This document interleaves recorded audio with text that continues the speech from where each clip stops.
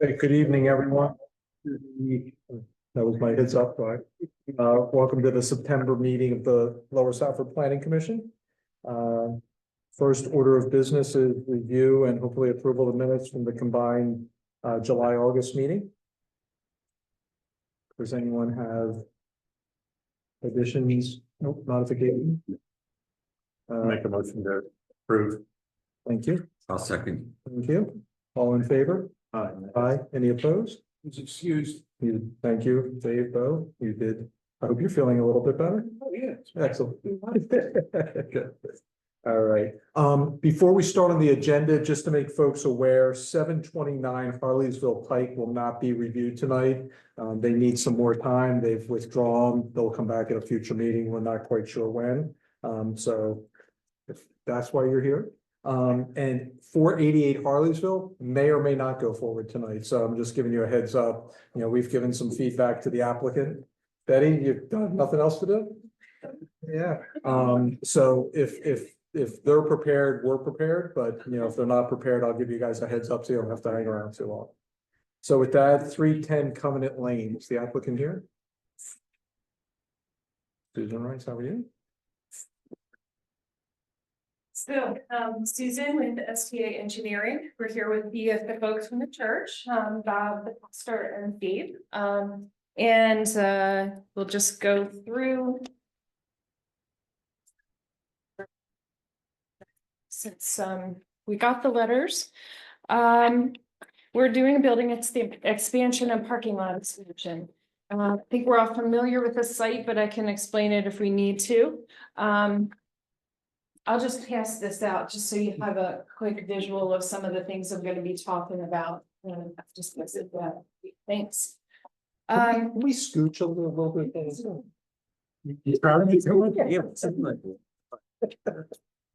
Okay, and this is a revision that I worked on based on some of the comments that you guys had, just so I have talking points for my neighbors. Okay, so just a little description about what's happening here. It's an expansion. It's not meant to be an expansion and an increase of the congregation. It's just an expansion so that they can better serve their existing community, their existing congregation. The folks are here if you need any more description of that, or if I didn't explain that well, but I think we know that the site has the existing church and a parking lot, and then there's a reserved parking lot up at the top corner at Covenant Lane and Sunnytown Pike. So that parking lot is on a separate parcel. With this plan, we're proposing to combine both of the parcels into one owned by the church. So I have a letter from CKS and one from Stephanie Bowman, and Before you start to get into Yeah, design issues, can you just educate us a little bit? What is going to be the use of the building? yes, that's where Bob comes in. Hi, I'm Bob. I obviously in the church. Anyhow, the idea of the church is the addition to the church. We're not increasing the sanctuary space. We're adding on additional classroom space. Our current classrooms don't fit the needs of our young people. And we're also adding a multi-purpose room. So we have a gymnasium or a fellowship hall. So it's not increasing. The thought is not to increase the size of the congregation. The thought is to service what we're trying to do as a church. Exactly. Understood. You can see where I'm going with this in terms of, is this going to be used for wedding receptions? Is this going to be used for the banquet space? Is this going to be used, you know, will people have their wedding in the sanctuary and then move to this for the reception? It would be used for that situation at times, for members of the church, yes. And as a fellowship hall or like a church dinner. Sure. Which we do now. You know, we just put all the chairs out of the sanctuary. And so none of those activities are all gonna be happening at the same, you're not gonna have church at the same time you have that other activity, it's all. Correct. Yeah, different typing. It just helps us understand intensity of use, the amount of parking that you may need, Right, what kind of right, ancillary in right. terms of bathrooms and stuff like that. Absolutely. Okay. Will there be a kitchen? Eventually, there will be space allotted for a kitchen, depending on finances, the kitchen may come immediately or further down the road. Thank you. Um.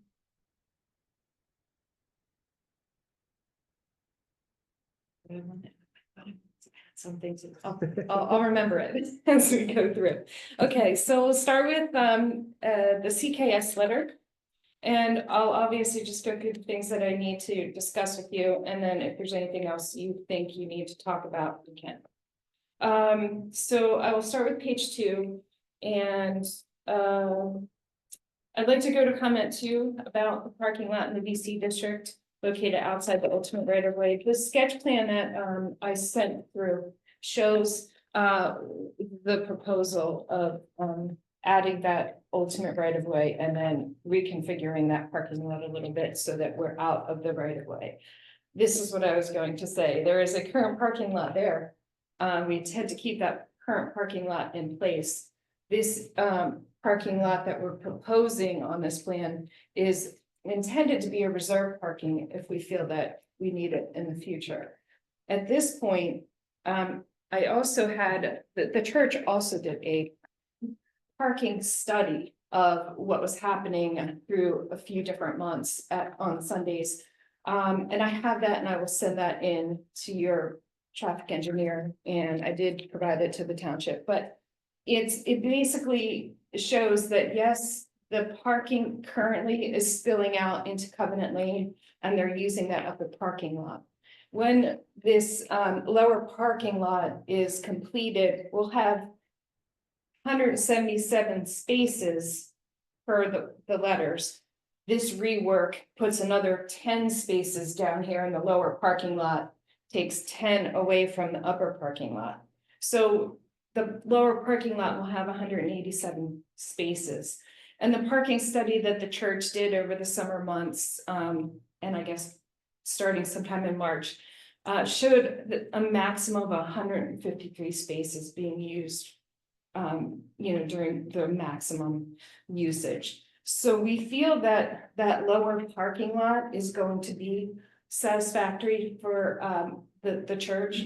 And if it's not, we still have that upper parking lot that's existing now that has about 21 spaces for overflow. And if we use the 150, if we take that maximum number that they studied, 153, and we have 187, there's still another 30 spaces in that lower lot before they have to spill up into the upper lot. How many members are in the congregation? So that's a good question. Membership? About 320. So, and the parking study showed that, you have 2.5 people coming per car, so.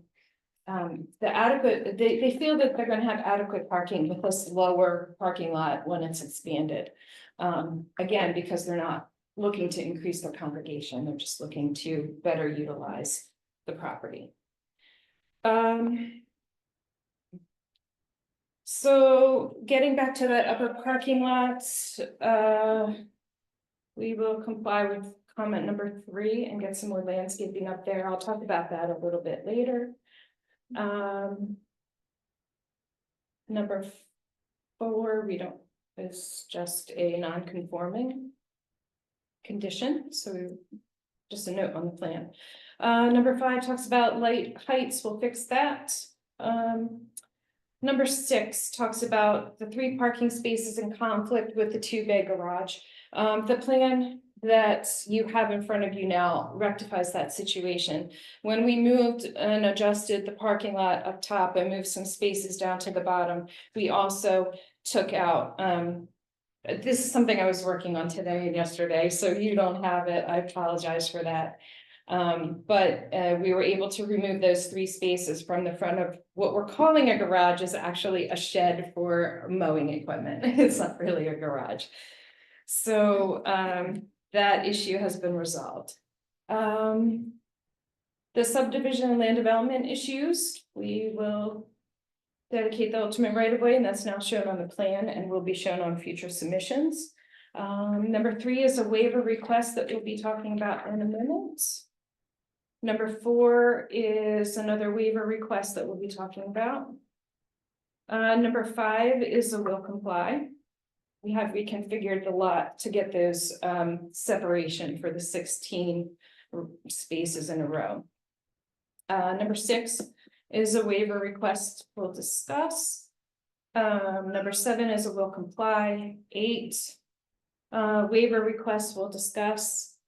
9, you're asking for some additional buffering along the property lines, and we'll comply with that. Number 10 is a site element screen, and we'll discuss that with the waivers.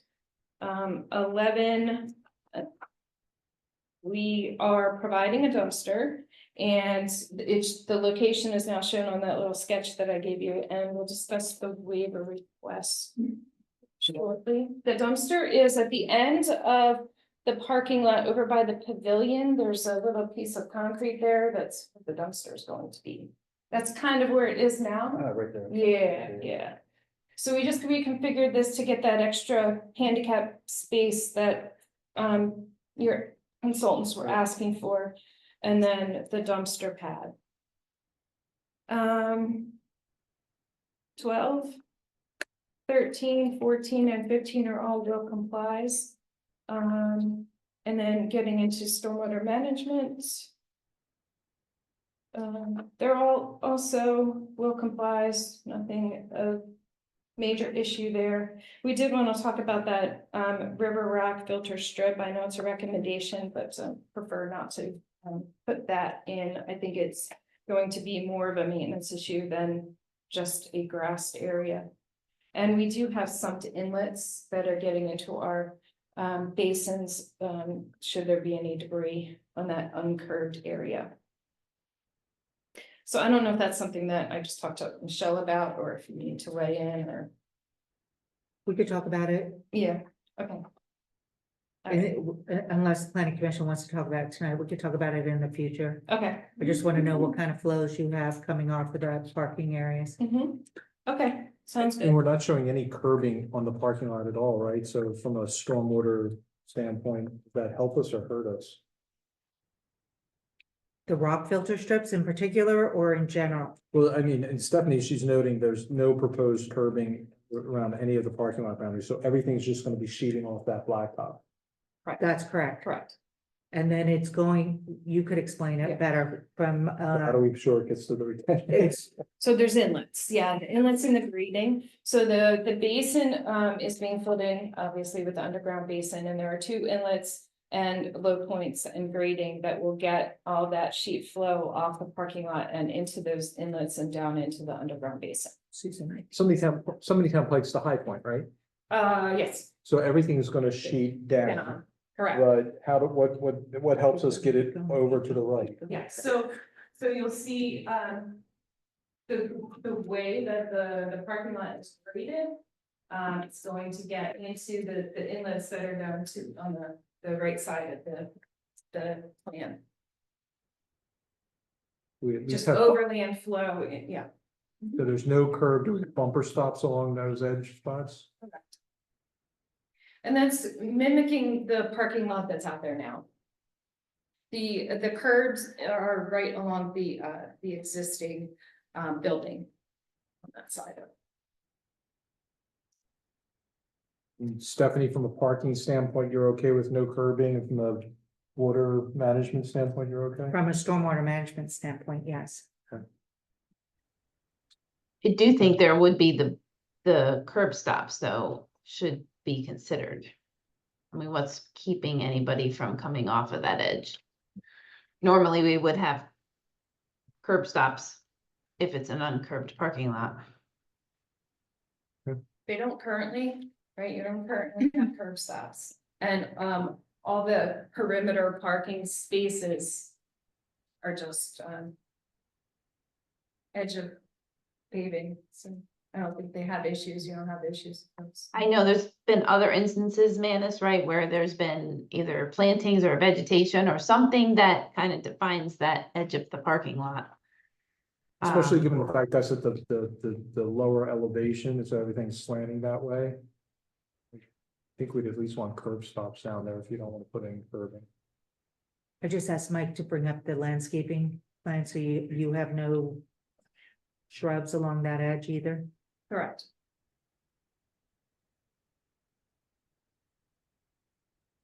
Well, if they did, all the more reason to have the curb stop. Mm-hmm. Yeah, so why don't you think about along the perimeter lines, let's put in curb stop.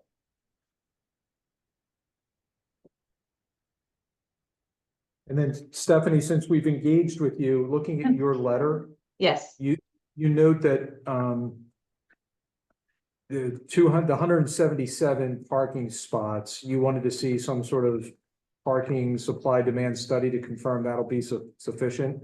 What would that look like? Is that, so, Three so Susan did email, some information yesterday. I looked at it briefly. I haven't, I think that she needs to formally submit that to us and we would review it. I do have some questions on it, Susan, based on some of the information provided. I'll say in summary, though, based on the count data and the available parking and what they're proposing to add, I think we're comfortable that the available parking is sufficient based on what the count data was showing. I think we just need to fine tune what that data was that was provided yesterday, and make sure it's clear and summarized.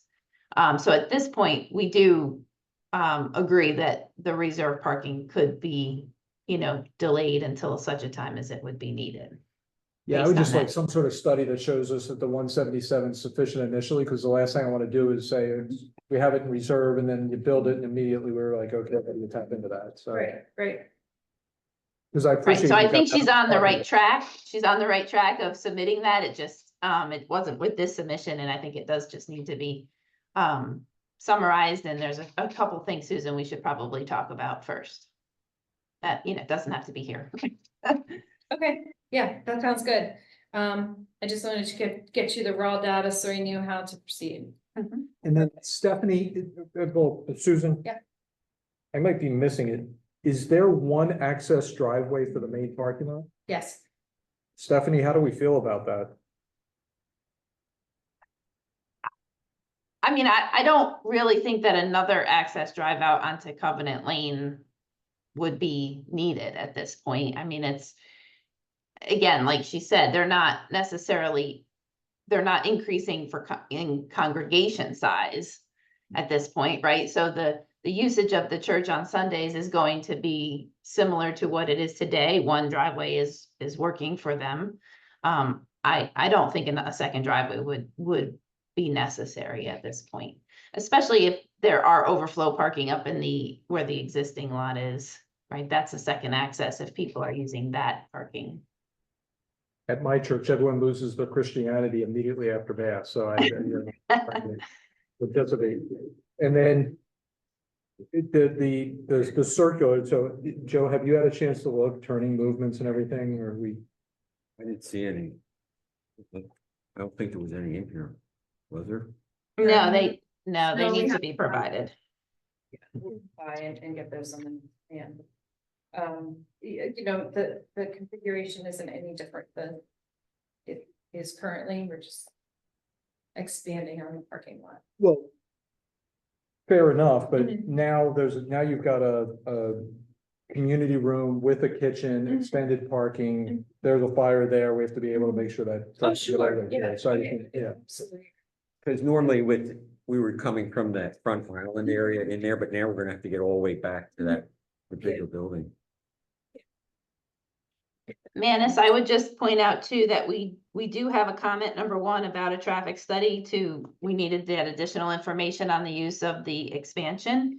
To ultimately determine, right, if a traffic study would be required in accordance with the Saldo. So I think once we have that additional information more formalized, then we'll make a determination on the traffic study itself, and that would obviously, potentially provide us some other information to consider. More just, you mean in writing when I resubmit? Okay, all right. And then item 9, Stephanie, in your note says the proposed driveway location should be shifted further away from Town Pike. So the existing parking lot has a curb cut access. And that is at the location that it's shown on this plan, Mike. If you look at the new driveway that they're showing 24 feet wide, that's essentially the curb cut location where it is today. And that is not far enough from the from Main Street technically. So if they are going to ultimately expand this parking lot, we would like to see that driveway shifted further away from the Main Street intersection, maybe along the bottom drive aisle of that parking lot, right? To give more people time to come out and queue. It is, Um, Yeah, that's You what know- I was working. yeah, the drive, the entrance door in the very bottom of the lot. And that's, should that parking lot be built, and yes, it would be moved down.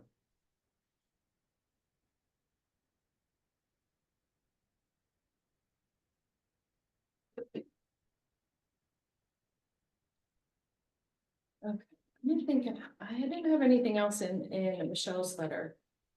Everything else was a will comply.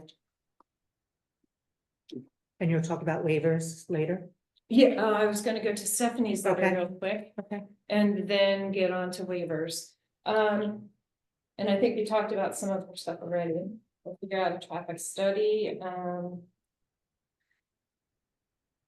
There's some things I'll need to talk to Stephanie about, but there will complies. It's just about her ideas for site distance and that sort of thing. We have existing conditions, so we're gonna have issues. Looking at page 2, the ultimate right of way.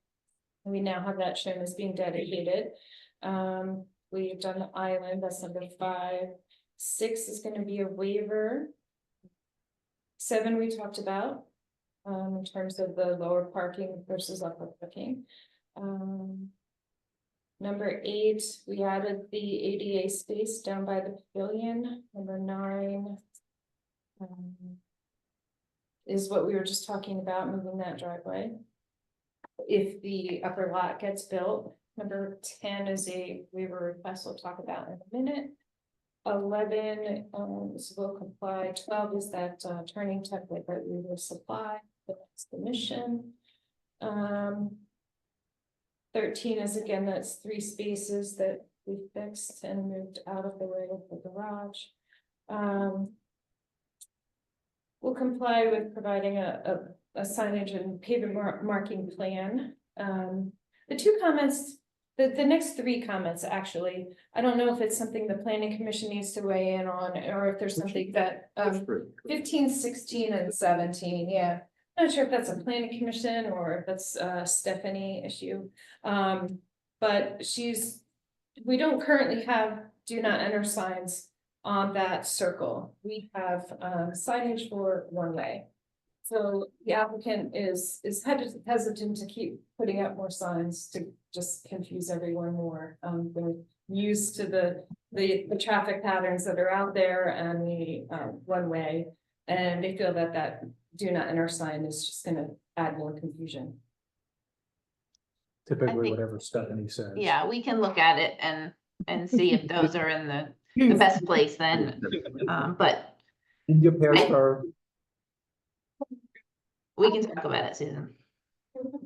and I appreciate that there's an existing Yeah. pattern and flow, but you are expanding the parking lot, so you are gonna increase the number of cars, and if there's a deficiency, let's address it. Okay, so then I won't even talk about the other ones until I talk to Stephanie. I got it. I like Stephanie. Can we get rid of her for a second? So, Susan, there's a double door in the bottom right corner of the new building. Yeah. So I assume if there's an event that happens in the church and then everyone moved through a vestibule narthex into it. But if it's just a standalone, like the classrooms you're speaking about, is that gonna be the access point?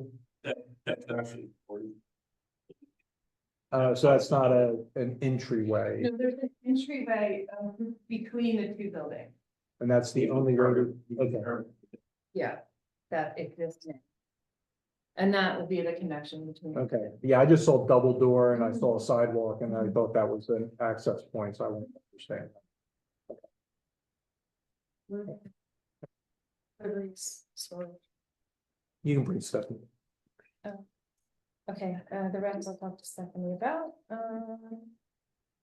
and Well, I other than think, that, I- I guess maybe we'll talk about it with the waiver though, Susan, on the ramp comment.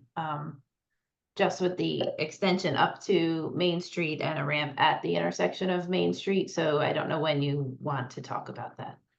oh yeah, I'll get into the waivers and discuss that, and then we can circle back if we need to. Okay. Okay, so there are 6 waivers. The first waiver requires sidewalks, curbs, and storm sewers along all common parking areas. We're asking for a partial waiver of that to mimic the existing conditions that that parking lot currently has. There is curb along the building and the new building. And then the perimeters of the parking are not curved. And some of the landscaped islands in the middle of the parking lots are curved. We are providing storm sewers, and we do have sidewalk along the church buildings, and no sidewalk on the perimeters, and that's consistent with the way the parking lot is now. Hasn't our view on the parking lot islands be that they should be curved just for plowing and mulch? I don't remember, I think we've talked about this on others about whether or not parking lot islands not being curved is a good idea. It depends upon each design. I would say it's a private entity. And sometimes designers will want islands to be designed for stormwater management also. I don't know if that's the case here. This is mostly their curbs, so they're mimicking the existing parking lot. Because you find that those are the areas that get all muddy and, you know, when people are turning and making those curves, yeah. So, Bar curb? Yeah. I thought you said they. oh, no, they are. Oh, no, they are. Yeah. Everything's. Okay. Islands are curved, sorry. Yeah, I heard the same thing, that Okay. Islands are curved. Except it's big, I'm good in a circle, right? Correct, that one is not, You call that. but Bob's calling it a circle. So what specifically of that are you asking for a waiver for? Which is from, The curb along the perimeters. oh, just the curb along the perimeter. And I guess sidewalk, I'm not sure if that needs to be around the perimeter, we just have it along the building. So the sidewalk from the upper parking lot, making its way down to the church. You're talking within the park. This is within the parking. I'm just trying to confirm everywhere where there's parking lots, so, Yeah. I mean, sidewalk. Yeah. So is this sidewalk here? So it exists at the front of the building, the entrance to the main building, and then it comes around the corner. And then it goes towards the new addition and out to the pavilion. So that's all sidewalk. It's a kind of an L-shaped sidewalk. See pretty clearly. The white. Hmm.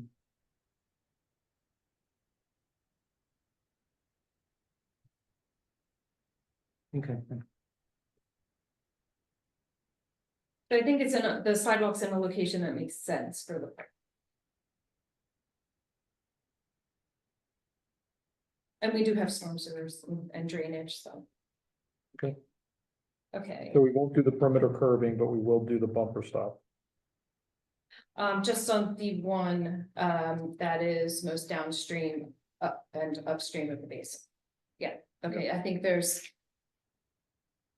In the new sketch, there might be 15. Along here. The 15, yeah, Okay.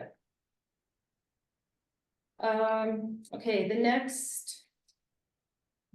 Waiver, which requires non-residential parking lots for more than 100 cars to be divided into sections by 15-foot wide planting strips, and they're supposed to be parallel between the spaces. Well, for the existing lot is not set up that way, so we're asking for a waiver not to put them in the new lot. We would put that 15-foot strip in the middle of this new lot, then all of our aisle widths and everything would be skewed. So we're asking for a waiver for that strip. Is this from 14235 E2C2? E2A. E2A. Okay. Okay, I was jumping Yeah. ahead. So there's two things in that comment. It is. So, yeah, so this is comment number 4 on page 3, and there were two things in there. There's one about planting islands and then one about planting strips. We are going to comply with that planting island. We're by adding that, the island in that row of 16. And the strip would connect the two islands. The strip is supposed to be parallel, so in the middle of the rows of parking. Right. So the strip is supposed to be here. Right. Yeah, so this is like Walmart where it subdivides the parking areas, and you have a couple of lanes and. Exactly, Yeah, that's, exactly. I don't think that's necessary. Yeah. It would mess with the aisles and everything, yeah. Okay. All right. The next one is requiring sidewalks, curbs, and storm sewers along all existing public and private streets. And this is where we talk about the curb and sidewalk that goes up Covenant Lane and across Sumney Pike. And I guess we would ask for the waiver to not install curb and sidewalk along Sumney Town Pike.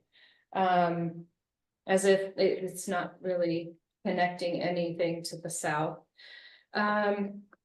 The sketch that I sent is not correct because I did not erase the full sidewalk, but the idea was to get the sidewalk up to that reserved parking lot and possibly make the sidewalk, the connection over to the Covenant Lane sidewalk at the entrance, at the church entrance, rather than up at Sumney Town Park. Get too much further, could you talk about the 1996 approval and what that? I notes in? can't, I don't Why? do that. What, I'm sorry, what was that about? It says that in comment number 26, that Mhm. there was a 1996 approval and that record plan said. At that time, a waiver was requested to not require sidewalk along Sumney Town Pike until further development of the parcel. Okay, And now this is the further development of the parcel. okay, so that waiver's not flying, you want curb and sidewalk all through there? Yep. So we have to, okay, curb?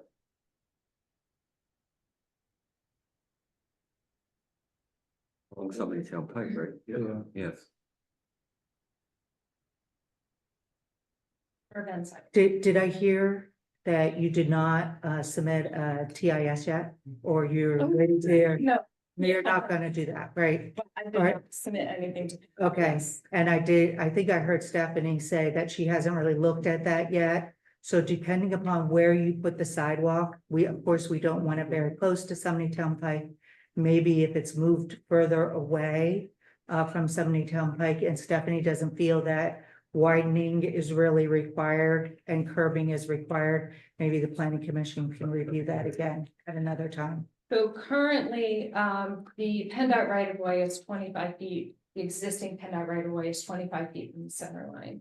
You are asking for 50 feet from the center line for your ultimate right of way. So that's a very good point, Michelle, and thank you very much. So if that sidewalk was pushed back where it normally would be in an ultimate right of way, it would be outside of the PennDOT right of way and not require any HOP work with PennDOT. I would just add, though, we do have to look at the cross-section in that area and make sure that there is enough space between what the edge of shoulder would be, and that sidewalk if curb is not provided. You know, we do have the Trail and Sidewalk Committee. We meet every so many months, and there is definitely information that we've discussed around the Village of Vernfield. And, you know, I think this is this is definitely a place where we certainly would want the sidewalk up to the intersection and ideally cross in front of the stop bar location. You know, Yeah, I think the planning and- commission is saying they want sidewalk. Yes. Stephanie, we're talking about Okay. road widening improvements. Right, so that's in conjunction with determining if on Sumney Town Pike, if there is, Is that somebody Yeah, on, so- somebody on Zoom? yeah, I think it is. We want curb, we want sidewalk. I don't think we're looking for road widening. But then, Susan, I was asking earlier about sidewalk and we kind of got off of it. The current doesn't show any sidewalk from your upper parking lot back down to the church. If you guys want to count that towards your parking requirement, then I think we need sidewalk. 'Cause otherwise, those people are walking down Covenant Lane in traffic. Yes, so, I think we would put the sidewalk in up to that existing lot, right? Yeah. Yeah. Mhm. Yeah, along Covenant, right? Yeah. Yeah, okay. And there's already curbing along the whole Covenant. There is curb, yeah. Yeah. Mhm. And so if that parking lot does go in the future, the full parking lot, then we have to reconfigure things. And we But would for the move the existing parking lot, driveway, you'll put sidewalk in here. right, Okay. right. Right. All right, so then we get to the comment about street trees along Covenant Lane and 70 Town Pike. We're asking for a waiver of those. Let's see, Covenant Lane would require 7 street trees. The portion of 70 Town Pike would be 4 street trees. And then there is area along 70 Town Pike, a little bit further south. It's not a developed part of the church, so there were never street trees out there, so I just included it just to make sure that we covered our bases. It is part of the same parcel, if you look at you Okay, can yep, see okay. it's that's sort of triangular, yeah. So, the idea here is that the parking lot, instead of street trees, we would put in shrubberies to shield that. There, once you, I think you can see that once you get the parking lot in there, we have 5 feet from the ultimate right of way.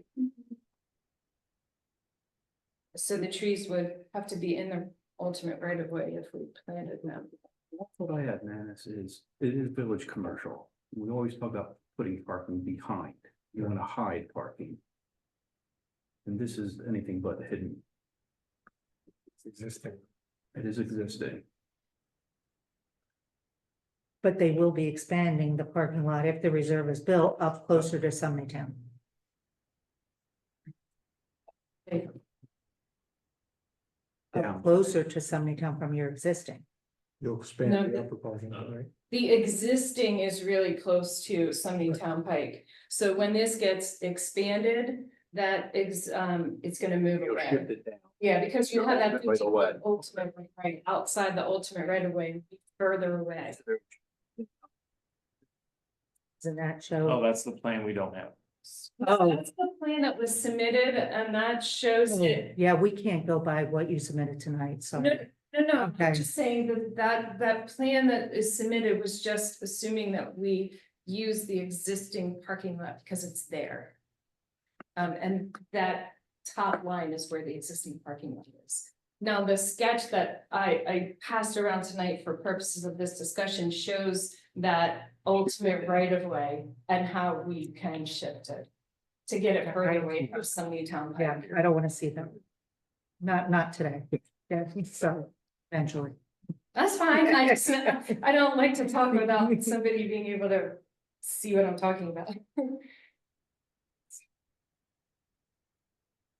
I think we need to see the parking demand study and therefore the quantification of how many parking spots you're gonna need. Because if you need to expand that upper one, then we ought to make sure that we pull that back from Sumney Town. Extend you south off of that and put in the screening between Sumney Town and the parking lot. Okay, so when you say parking demand, so we meet the parking requirement With the reserve. with the reserve, yeah. Correct. Mhm, so you're saying if we need to And move the it to corner- that reserve? This corner parking lot, the reserve, right? Yes, Yep. correct. And say, you're saying you would wanna move it further and put the buffer in and. So doing that would then also make that parking lot smaller. Because of the slope that's coming down the hill. We're about where we can be with that parking lot before it starts to pose grading issues. I know Michelle doesn't want it, but we should get the formal submission of this, because I think the way they moved it down, that's 50 feet from the center line of the road. That would be great. Right. If that, you'd reposition the driveway into Right. it. And Create down the the bottom, right. separation, yeah, and you Right. put in the street trees Tree. between it, which is what we want for the. And the state curbing coming at the down, top. yep, Yep. So we have really only just 5 feet, but okay. All right.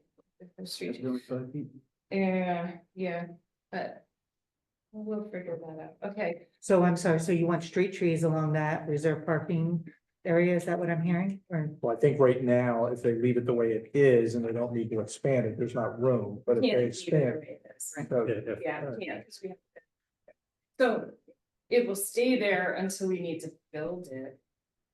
You have to dedicate it right away. We'll dedicate the right of way, but the parking lot will stay the way it is until you need the until parking? we need that. So I would think that all of the landscaping around that parking would also be deferred until that parking is reconfigured. What's gonna trigger you needing it in the future compared to what we're gonna confirm now? If they start to notice that their lower lot is not adequate for. There's usually a note placed on the record plan that says if the applicant or the township determine that reserved parking has to be built, it is to be built. And I think the ordinance says that they have a timeline to require that reserved parking. Yeah, we did some parking calculation things. We've worked that up in the past, so. I'm not trying to jam you up. We like churches. We're supportive of church. But, you know, what I really want to make sure we do is we understand, and we've done this with other houses of worship, is what's going to be the parking for the sanctuary? And then let's assume that after the event, let's assume it's a nice wedding. And now everybody from the church moves over, plus other people show up for the reception, and now you've got a parking. We can do the calculations for that and figure out what you need. And if that is more than what this parking lot will hold, I understand that's your reserve. But I think we want to then figure out the sizing of that. And if we're gonna have to address it, let's address it now, get it moved south, let's put in the driveway and let's put in the street trees because we moved it away from something. So don't put it in reserve, build it on. That's what I know you don't want to hear that, so Yeah, I'm saying, let's yeah. wait until we do the parking demand study. Yeah, okay. Stephanie has a question. I do. So can we just, I want to get clarity on then the sidewalk up to the intersection and along Town. Would that happen Now, now? Yes. Okay, I just wanted to make sure that's clear. That would have to happen now still, even before any adjustments or new parking lot Which would may be end up built for the being an reserve. issue when moving it, right? it may. For signature on that. You just may find out you don't have enough room on that, so you may end up having to adjust your parking lot down just to accommodate the requirements for the sidewalk. Oh, okay. Mhm.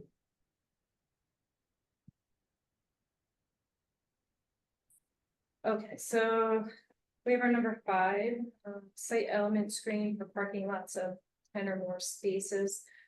I put this in here, I'm not exactly sure where that site element screen would need to go, but in my mind, there's not one needed. Which in this number is that? location. Number 10? It was Or you said 5, but. waiver 5, Oh. it is section 142, G, 5. That's something you submitted today? The waiver letter. Yeah. No, I sent it. But it's number 10. It's number 10. Oh, you submitted it candidate. yesterday. Oh. I think- that. I think the pre-existing screening, and maybe I was looking at, I think the pre-existing screening suffices even once you do the expansion. I'd much rather see you put your money in the sidewalk. And we are, remember too, we are providing that high intensity buffer along that property line that's running parallel to Sunny Town Pike. There's a high intensity buffer requirement and a low intensity, so we'll be supplementing the existing trees along that property line. And then the lower parking lot, the lower property line is already buffered, and that parking lot is kind of moving away from that lower property line. And When you talk about the higher density, you're talking about enough towards Mike Hart's place and the other resident up there? yeah, Or so that spot gets a low intensity buffer. And then from there over is residential, so they're high intensity. You can see that there's some buffer there. We'll just need to supplement it to get to the high end. And then the last one is just for a site element screen for the outdoor waste collection areas. Yeah, the options that we have are the different things like an opaque fence with trees and shrubs, or an opaque fence with the vines growing up the side of them. They would prefer just the opaque fence, so for ease of maintenance, you know, without those vines and the shrubbery around it. So that is the way it works. Makes sense, right? Okay, all right. So that's everything. We know we have to come back and provide you a lot of. One thing I thought of as I was writing this letter and here tonight, is this an application? If we can figure everything out, that could be a preliminary final approval, or do you need the two-step? Are you talking about tonight or are you? No, talking- that's sorry. To change my weight. Yeah, Yeah. yeah, I don't think we, you know, complexity usually Yeah. drives if we do preliminary and then we'll do final, but in this case, yeah. Great. Thank you. I agree. Yep. I'm sorry, did anybody have questions? Okay, very good, thank you. Right. 196 Main Street. Richard?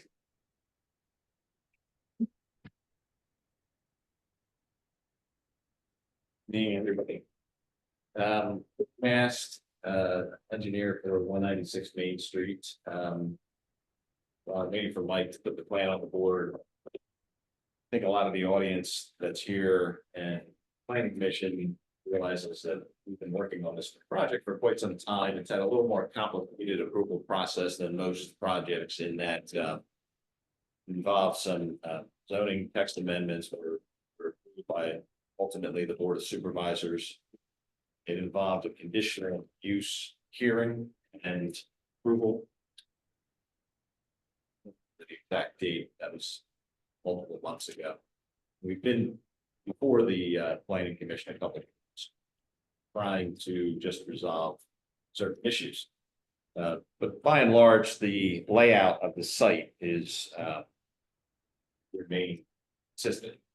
It's four buildings. The four buildings on the left of the plan, the longer buildings, are 36 apartments. The two at the bottom that Mike is pointing to are 10-unit buildings, and the other two buildings, the L configuration, are 8-unit buildings. So it's a total of 36 units. The building closest to the corner of Quarry Road and Main Street is a proposed Chase Bank. That's an actual tenant arrangement. So the configuration of the bank and the size of the building, drive-through lane, it's all Chase's criteria and prototype. And I do want to point out, it's not a drive-up Heller like you would think of in a drive-up situation. It's only a drive-up ATM in this case. I think that's more consistent with the way the banking industry is going. The other building toward the bottom is a 7,400. It's actually going to be slightly less than that, just because of some jogs we've added to the building. But that's a retail building, but there are no tenants identified for that. And immediately to the left of that building is it's a trash collection area, but also we've added, based on discussion with the planning commission, a loading area there too. That was some discussion. Will there be a loading space created? So we've pushed the trash collection area back and created a loading area as well. Michelle's letter is dated September 20th, and I'm gonna just try to go as quickly as possible with just some highlights. Before we get off this, can I ask a question based on this one? That Yeah. emergency access to the top left. I can see where the paved area is darker, but is that any specific, are there any specifics as to what that's gonna be? Or is it We gonna be agree, paved? based on your comments, pave it. Okay, Pave it the same cross section as the road. okay. Does that show it somewhere in here? Cause I was looking high and low and I couldn't really find it. If it does not. Okay. Clarify it, that we did agree to do that, so there will be curbing right about where the arrow is. To sort of delineate where the parking stops. And the emergency access starts, and then we'll provide. A bollard for just to keep ordinary Right. traffic out of it. It's only for. And we emergency do have that purposes. standard, I think, in. Rick now has it. Yeah, Right, yeah. Yeah, I think we said we put the bollard there and it would align with the walking trail on the other side of the parking lot. Direct access. What was that, Mass? If we, the emergency access there, and then we did the walking path directly Correct. opposite, so now they're lined up and. Correct. So under zoning, I just want to point out, we had some discussion with the planning commission. If you go back to Main Street, like, I think we keep it zoomed in somewhat. We added a sidewalk adjacent to our entrance on Main Street to provide an additional connection into the site. From the sidewalk along Main Street, and as you follow that sidewalk into the site, you'll see that it goes all the way through the site now too, so there's. And we've added that whole connection through the site, there's accessible ramps and crosswalks to get through the site. And then it continues to the sidewalk along Quarry Road. Then as you go to the corner of Quarry Road and Main Street, there's an existing crosswalk there, and we're connecting into that too. Two comments that are in the letters is one, to work with Stephanie to create the necessary grading so that a crosswalk could be created in the future across Quarry Road at that intersection. So I talked to Stephanie on the phone today. So we would agree to do that. We're not going to install that. There's not enough right of way on the other side to place a concrete landing, which you would need for the crosswalk. And at this point, all three sides of the intersection have been improved. There's 3 crosswalks. That crosswalk would be the responsibility ultimately of the Allenbach track if it ever gets developed. We would just ensure that it could be done from our side of the property. But in Michelle's comment, she's also asking whether another entrance into the parking lot should be created. I don't believe we can do that just because of grade. So the sidewalk along Main Street is higher in grade than the parking lot. That's why we've provided the connections where we provided right there. Then on the other side of the entrance. I think that's adequate because if you're coming from that side where the cursor is now, you're really going to go into the site there. And then with the sidewalk network, you can get anywhere within the development. The same comes if goes for if you're coming from the corner, really can go in at that connection to the Quarry Road sidewalk. And then get throughout the site that way. So there is sidewalk, basically throughout the entire property at this point, so. I like it. Absolutely. We revised the bank elevations slightly, and this came out of the conditional use hearing and the conditions that were attached, so.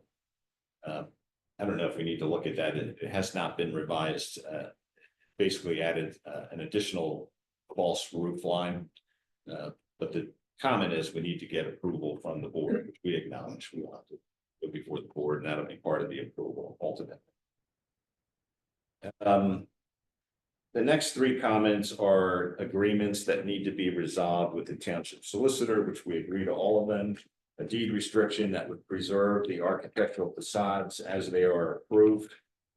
There's a similar agreement on the Mainland Point project across the street. Sidewalk agreement that would provide access to all the sidewalks to the general public. We would agree to that as well. Cross access and emergency access agreement. And I believe that is for the entrance where we're proposing a future driveway connection, you know, ultimately geared towards trying to reduce the number of driveways along along Main Street. That's one of the requirements in the RO districts. That's another agreement that has to be resolved with the solicitor.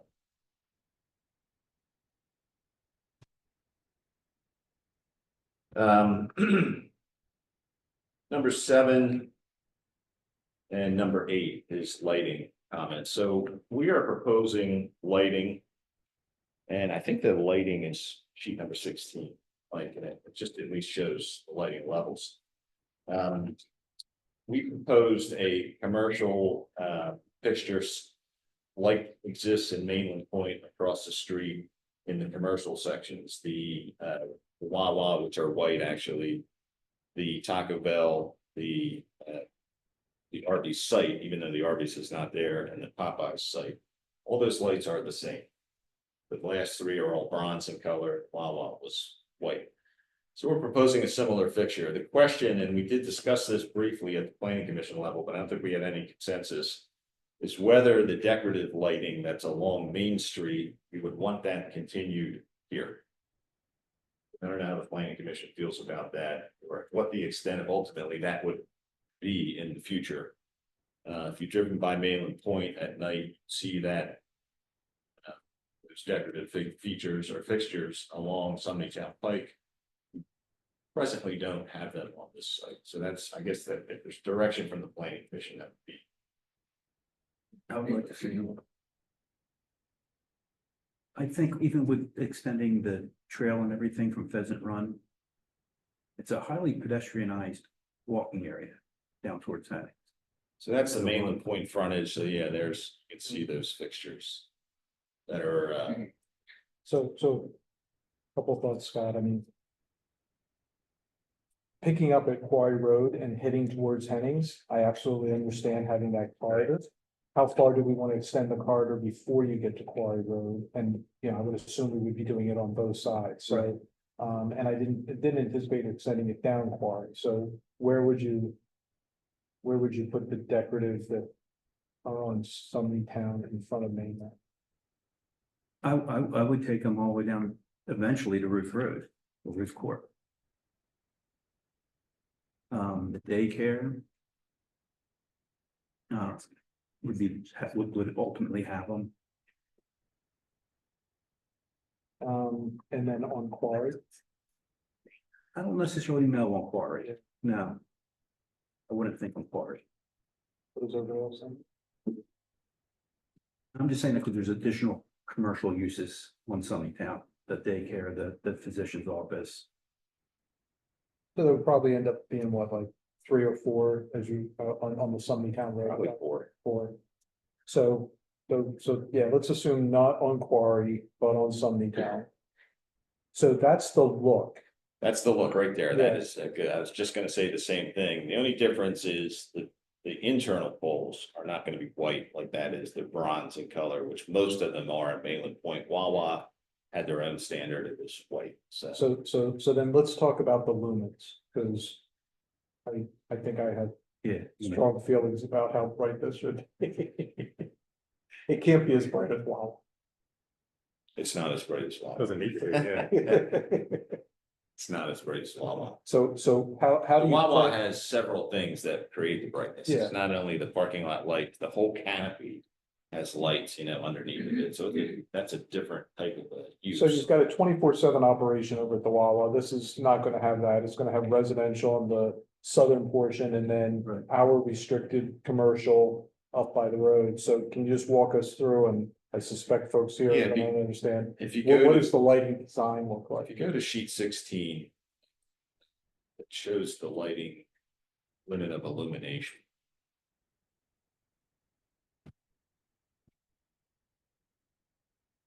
Which sheet is this? 16, the one before that, sorry. Okay.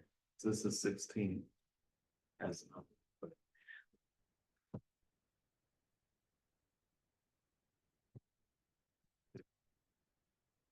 15, sorry. That's okay.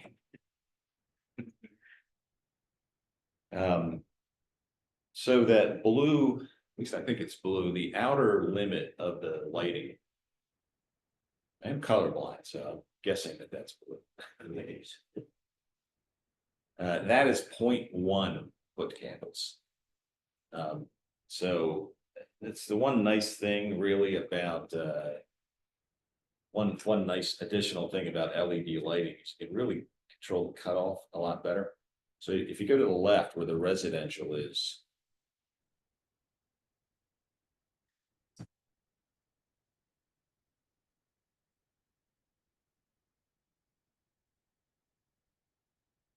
See, there's a very sharp cutoff, so they're shielded lights, so we don't want any spillover to the neighboring property lines, and then there's another 35 feet to the property line, and that 35 feet is basically filled with landscaping. There's a medium intensity buffer there. There's a considerable amount of landscaping in there. It's multiple shrubs, ornamental trees, evergreen trees, shade trees. Then there's on top of that, a row of shrubs along the parking lot too, which is required for the parking lot landscaping. So can you point out for that boundary line there where the light fixtures would be? You see where the A's are? Those are the fixtures. And they're facing toward the apartments, which is the better way to face them, because it projects the light front. And that's one there. Hence, the light is more projected onto the parking lot versus the That's the buffer intent to behind really it or anything else. focus it on to Yep. the parking lot. Yep. And the buildings then going towards the street, you know, except for where the emergency access is, which you do want lit up, and then the entrance. The buildings themselves will shield that light as well, going toward the street, so. When you see the way the buildings shield the light and landscaping left-hand side at 35 feet, it's gonna be pretty well shielded. How tall are those fixtures though? They are a maximum of 15 feet, 15, 15 to the fixture mounting. is that what's the main, I'm sorry. is that what's the main point? They seem higher. Main points, some of them maybe. Don't hold me to that, I don't remember. Perfect. Okay. You think they're higher? Yeah. It is different requirement in the RO district versus the MU district. Yep, that makes sense. Yeah, they're definitely higher. The Wawa lights are 20 feet out. So these are 5 feet less. Is that a home right there? Yes, I'm a little uncomfortable with 15-foot lights backing up to private residence. I understand you're trying to provide visibility and security for the parking lot there, but. Yikes. Is there any way to go with, you know, shorter fixtures that provide lighting onto the parking area but aren't that tall? I mean, 15's we'd be almost willing to too- lower those poles that are closest to the property line. You guys- Because no matter what kind of buffering you put there, that's gonna be taller than the buffering. Yeah. And it's sloping down, so it's gonna look even higher to the adjacent property. Property is already shielded with a lot of trees. Go to the landscaping plan, They're quite as robust.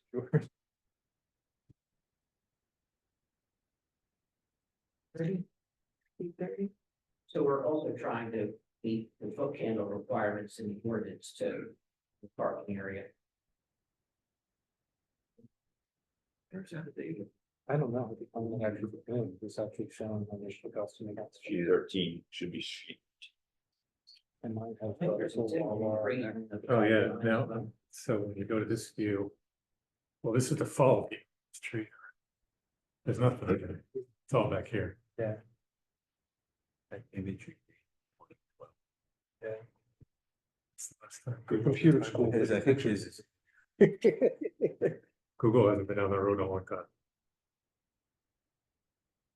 I appreciate you're trying to adhere to the standards. We're always trying to find the sweet spot between, you know, you're gonna ask us for some waivers, so we're gonna say, hey, let's work on this and let's shorten those light standards.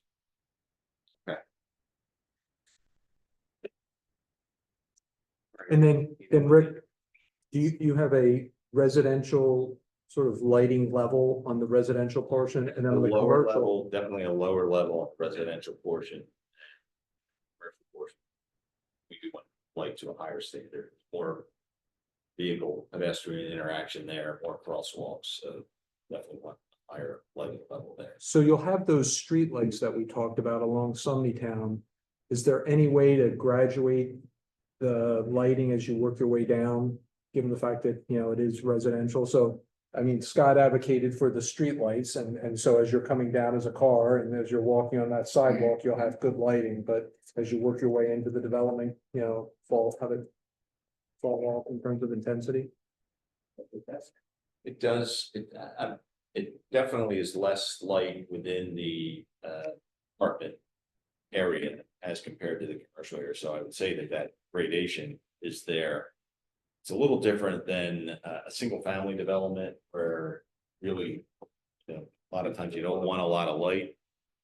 Here, in an apartment dwelling, you've got parking lots, you've got pedestrian sidewalks. Do have, you know, we do need to keep a minimum light level for safety reasons. I'm just trying to figure out, can we go from street lighting on Main Street, which is clearly a corridor, to commercial lighting, to multifamily residential, to single family residential? That's the way the zoning and land use breaks down, and if we can get the lighting intensity to mirror that, I think that would be really good. And I think we accomplished that, Okay. particularly with lowering the poles and the lighting level at that neighboring property. I mean, obviously, you're gonna see the light next door, but it's zero spillover there. There won't be any spillover to that neighboring property.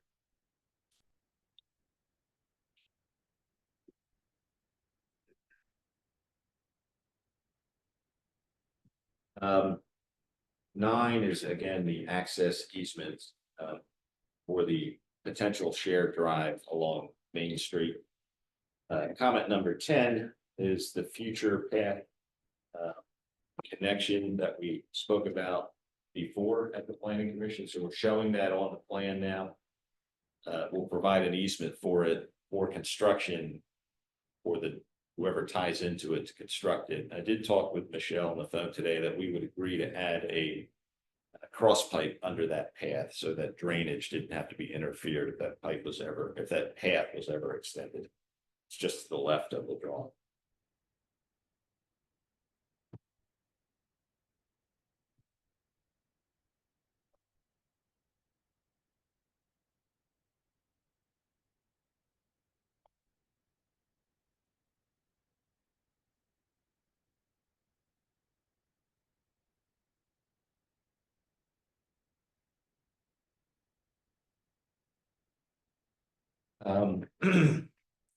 The waivers, we actually discussed the waivers at a previous meeting.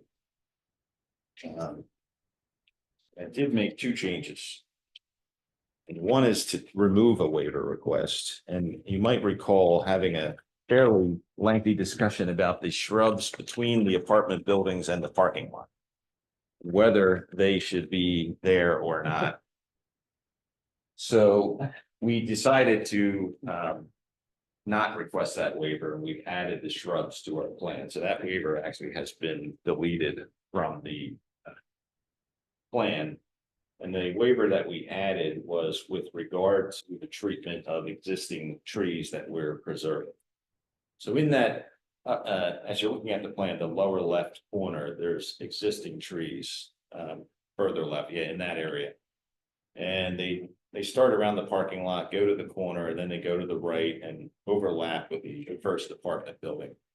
So we're preserving all of those trees on our plan. The ordinance says you're working within 20 feet of the tree, can't count it as preserved. Our waiver is to be able to count those trees as preserved, even though we're within 20 feet of some of them. For all the ones that are closer to the corner, the only thing we're doing adjacent to those trees is planting more trees. So it's not like we're putting other facilities there or anything like that. So that's a waiver that I've requested before. It seems sensible in my mind, because if you're going to count a tree as removed, at this point, we'd be better off removing it and putting a new tree there. So it is an effort to try to keep the existing trees that are already there. So that's the additional. I think the reason we have that ordinance is because if you're disturbing within 20 feet, the survival rate goes down significantly. So I think the conversation we've had with developers is, would you stipulate that any of those trees that die within 1 year following the thing? We Yeah, want those- absolutely. That's kind of a given, I think. So, yes. And I've actually done a lot of projects where we work close to the trees, and if you're careful, they'll survive. I think it's successful. You've asked, we've required, you said yes. I also talked with Stephanie today about her letter. I would consider her letter a will comply. Some of the issues in her letter, we already discussed. I think the most challenging thing that I have to work on is trying to figure out how to grade the sidewalk for a crosswalk, future crosswalk across Quarry Road, but Stephanie assures me she would work with me to try to get that done.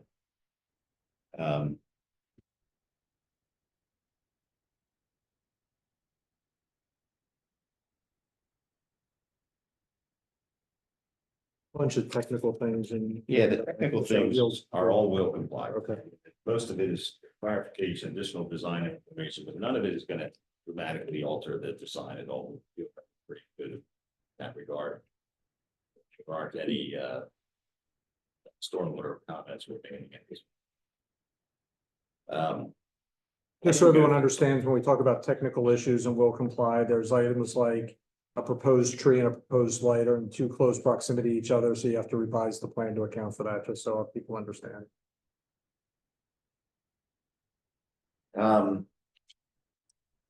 Any questions? Anybody? No, The basis, the end of the letter all. The end of the two letters, yes. That one's actually my waiver letter, but the review letter, yes. The waiver letters will apply as well.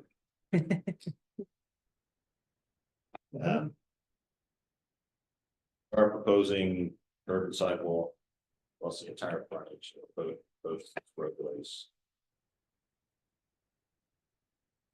I'll open it up for questions. Oh, I'm sorry. Did you have anything from the county? You go first. Okay, all of our comments are ones that we.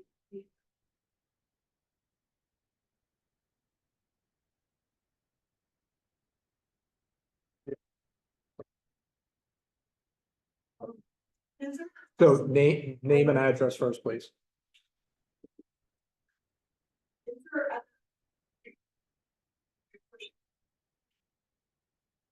There is. There's 3 crosswalks, going, one across Main Street. Actually, 2 across Main Street on either side of Quarry, one across Quarry as you're on the Wawa side. All of them have push button residential. Pam? Yep.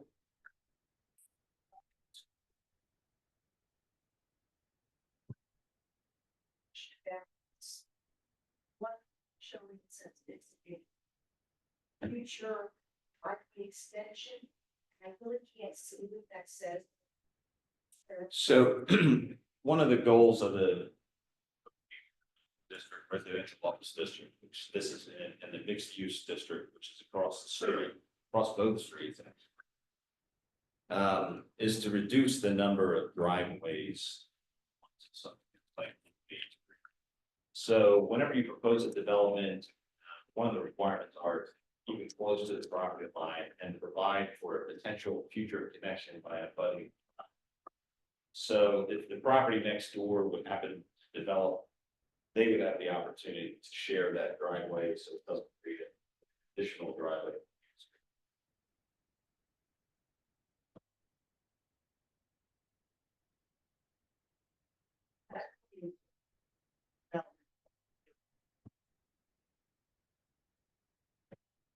daycare alongside, along the street. We're not proposing anything. You. Waiting, I think for folks. who know them. That the lighting and it's representing the aid lighting.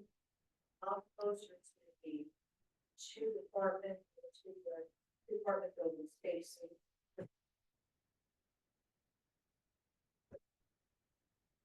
The lighting in the back, just ordinary residential lighting, so there's no street lighting or anything. Actually, the buildings, as I mentioned, serve as a block.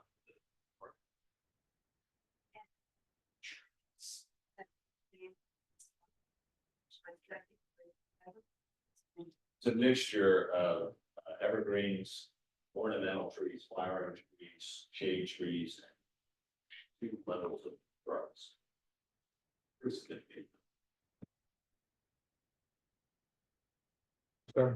Dan Boyle, 487 Chesway.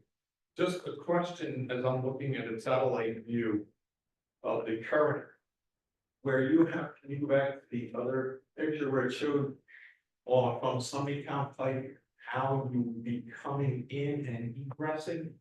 So, no, further left, right there. So that's gonna only be able to, if you're coming south on Summit Town, you're only gonna be able to turn right into it. And coming out, you can only turn. That is Quarry Road, actually, on the plan. So, But conceptually, you're right. So show him where the Summit Town Pike entryway is. That's right in, right out. Yeah, that's a limited access. so So the So then main, where's the- well, what, right with the arrows. or separately then. So it's oriented so that the main access is along Quarry. We did spend a fair amount of time positioning that. And it's at a point where it sort of divides the residential from the commercial as well. So going the main access, to the right of the access would be the residential portion. But would be non-residential. Township also asked us to place a restriction, the non-residential portion, that it could not be converted to residential. As well. Anyone else? Lori Yamashita, 470 Wexford. In a previous meeting, Rick, I asked about the wetlands, and I know you said stormwater issues. So, but I'd like to see if you could point out the wetlands on the print and what you're doing during construction to preserve that. You have a lot of input coming in, a lot of excavation, a lot of rock. Yeah, and all good questions. So. It's a matter of semantics. They're not wetlands. They're not actually regulated other than by the township. So that those 2 lines like diagonally go through the site. Originally, we were planning to just pipe that. So based on a lot of feedback, pushback, I would say, from township and residents, we altered the design and are no longer proposing to do that. So we're keeping them natural, putting a pipe in under the driveway, and then we're redoing the culvert under Quarry Road as well to improve the drainage. So we developed an erosion and sedimentation control plan that really has 2 phases to protect the wetlands. So we have silt sock that will be on either. Now I'm calling wetlands, that drainage feature through there. Silt sock that'll protect that drainage feature, and we developed kind of a 2-stage plan. So we're going to construct the culvert under the driveway first. That will be the access point, the sole access point, really, to get to the other side. So you won't have construction traffic, just indiscriminate crossing the stream wherever they want. It'll be controlled. We'll have to identify that in the field.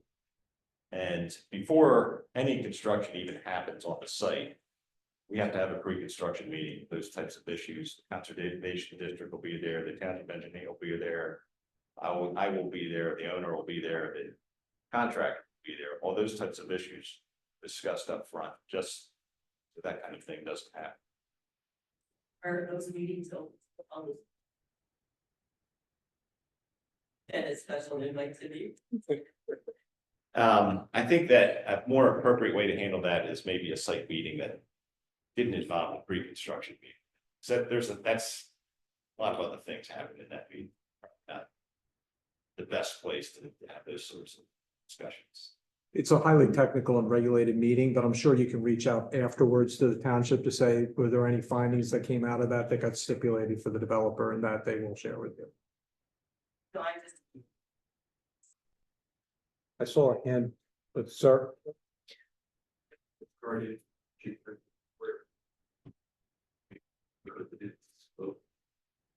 yeah.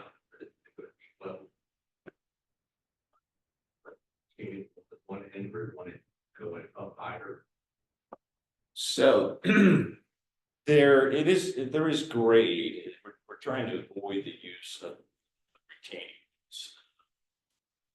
You can see there's a small retaining wall around our trash collection area where we pushed it back for the loading area. That's a small retaining wall there. And our basin has a small retaining wall that's adjacent to the apartment. That was after some discussion with the planning commission to try to create a more usable area behind the units. That's just a very small wall, 2.5 feet tall. And other than that, I don't think there's any retaining walls. It's all grade.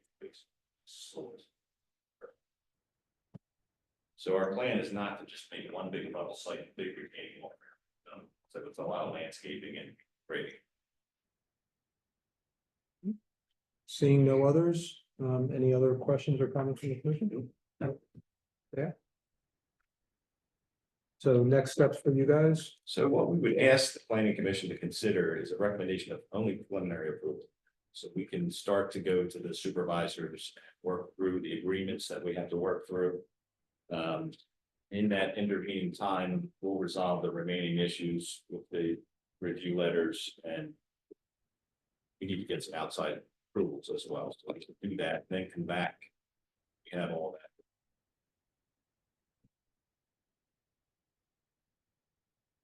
So let me just explain, so folks are wondering, what does this mean? So plans have to get both a preliminary approval and a final approval. You heard the prior applicant ask for, will they be able to get simultaneous? We do that in non-complicated development processes all the time.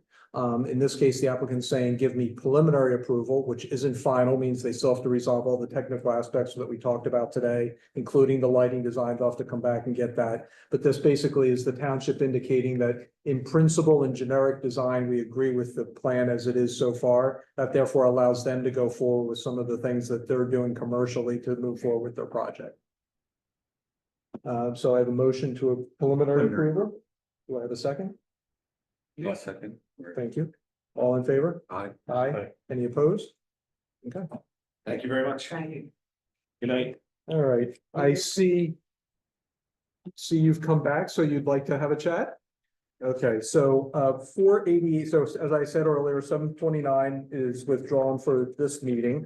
488 is here. I have advised the applicant that there's some elements that they need to submit before we'll consider much more in the way of feedback. But I think they've made some advances from a sketch design to a preliminary design. They want to share that with you and get general feedback.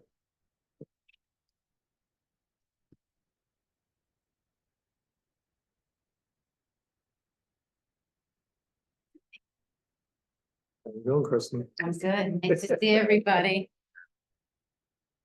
What the guns?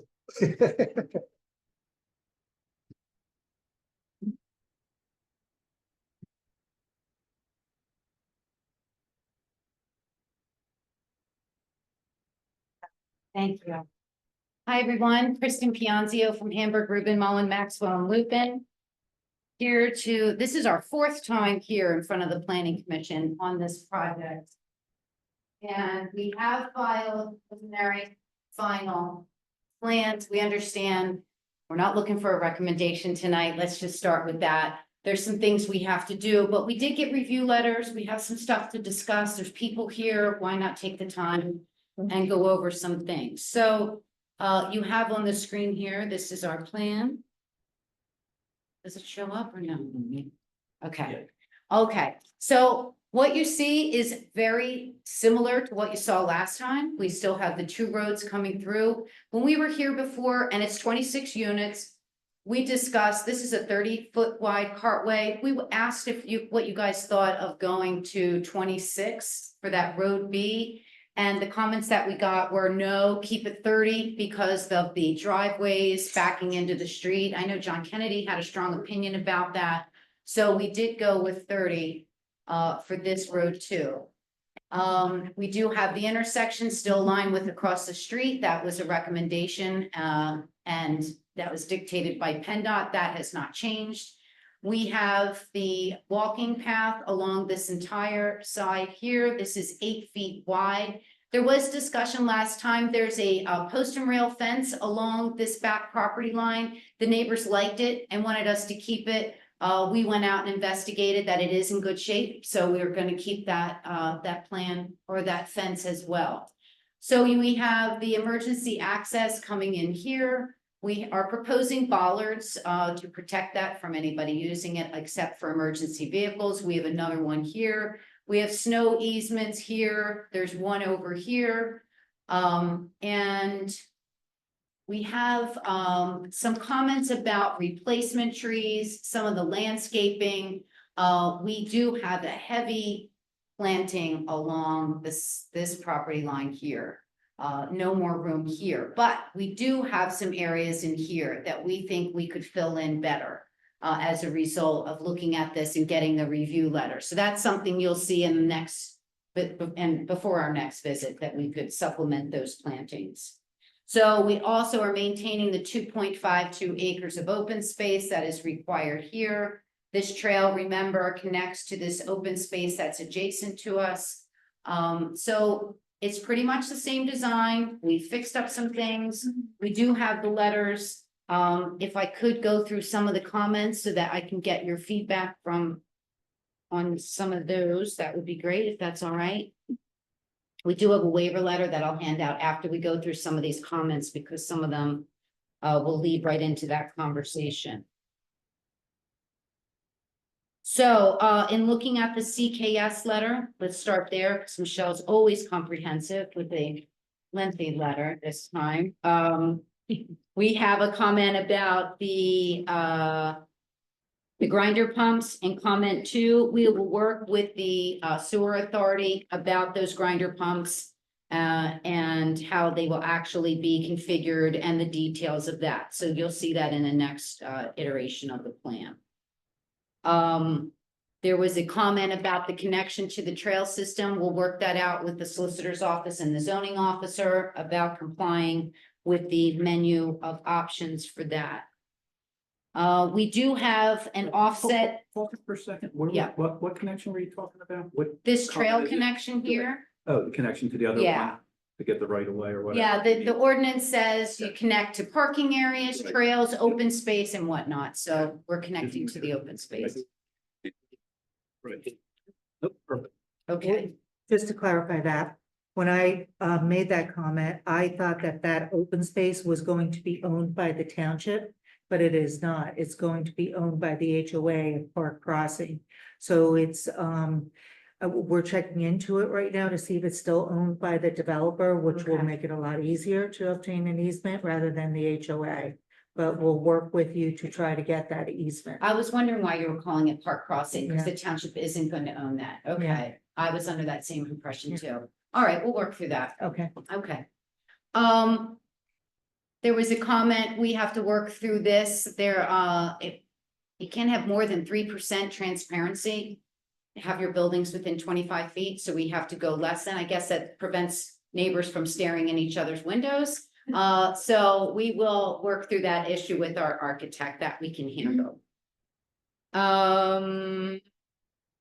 There's a requirement that there be a access way to the open space and the pedestrian easement. We're going to provide a blanket easement over this property so that anybody The idea was, township asked us to do this connection here along the frontage, which we're showing. That's a sidewalk connection to Cheswick. So that people could walk from this neighborhood along here. Now, we do have sidewalks on both sides of the street, but there's a requirement for a 25-foot wide access way. So we'll just give blanket easements across, our road system, so people can walk through our development, get on the trail, and then continue on to provide and promote that connectivity that the township's always looking for. And the easement's required because it's a private road, right? Yes, Right. exactly. Yeah, some private Yeah, communities, they say, yeah. stay out. We're Yep. gonna say, you're Well, welcome. man. Yeah.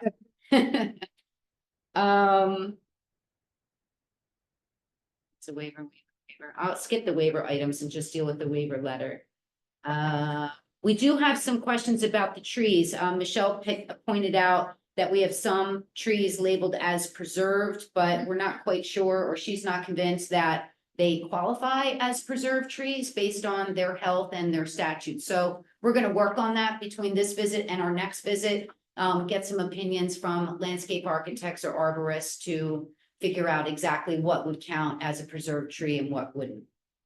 Kristen, one of the things we talked about in the previous submission, and I appreciate the applicants trying to address it. So we talked about heavy buffering on the homes, backing onto Cheswick right there. Yeah, Yep. I That's think packed. we even Mhm. talked about trying to berm a bit. The one thing we talked about is at the bottom of that cul-de-sac, there's 4 homes and the cars that are gonna be coming down, you've got, I think, 2 homes on Windsor. Right here. How do we make sure we buffer that intensely enough so they're not getting headlights in their back? Yeah. We're gonna add some landscaping there. That spot in particular. Okay, let me make a note of that. And is there still a berm there, right? I don't think there's still- No, I No. think if it was the berm or the fence, the berm or Okay. the fence, but we've got that berm. And at some point, I think we should revisit the fence. Because I don't know who's gonna maintain that, and it looks like it's degrading pretty quickly. Today, The homeowner property, okay. Or- It's or on their- not. Their private property. Yeah. Yeah, it's on the Individual property. owning property. No, the neighbors think, and we think, right, it's on our property, right? The fence, the post around. Yeah. It's on the property line, but I believe it's property, that fence. Makes sense, because it continues all the way down the property. Yeah, so we want to keep it. The Mhm. neighbors like it, we like it, so it makes sense to keep it, but we can supplement that landscaping at the end of the bulb to be sure that we block the headlights. Same thing goes for the landscaping. It's a site element screen that's required by the basins. We have existing vegetation around the basins. We'd like that to count towards that screening. And we've supplemented where necessary, right? Anand is here with me. He's our civil engineer, and I have 2 representatives from Orleans as well, if you have any of those questions. The code requires concrete curb. We want to do Belgian block where we can. It's prettier, it's easier to maintain. You can just replace sections of it instead of longer pieces of it. That would be a waiver.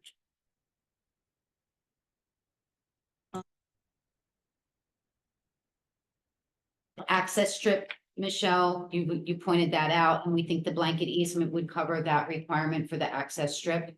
for the shared use path, Yes. yes. Okay. She talks about the southern property line. Again, we can supplement with our tree replacement requirement along that buffer. We've also asked for partial waiver along the frontage.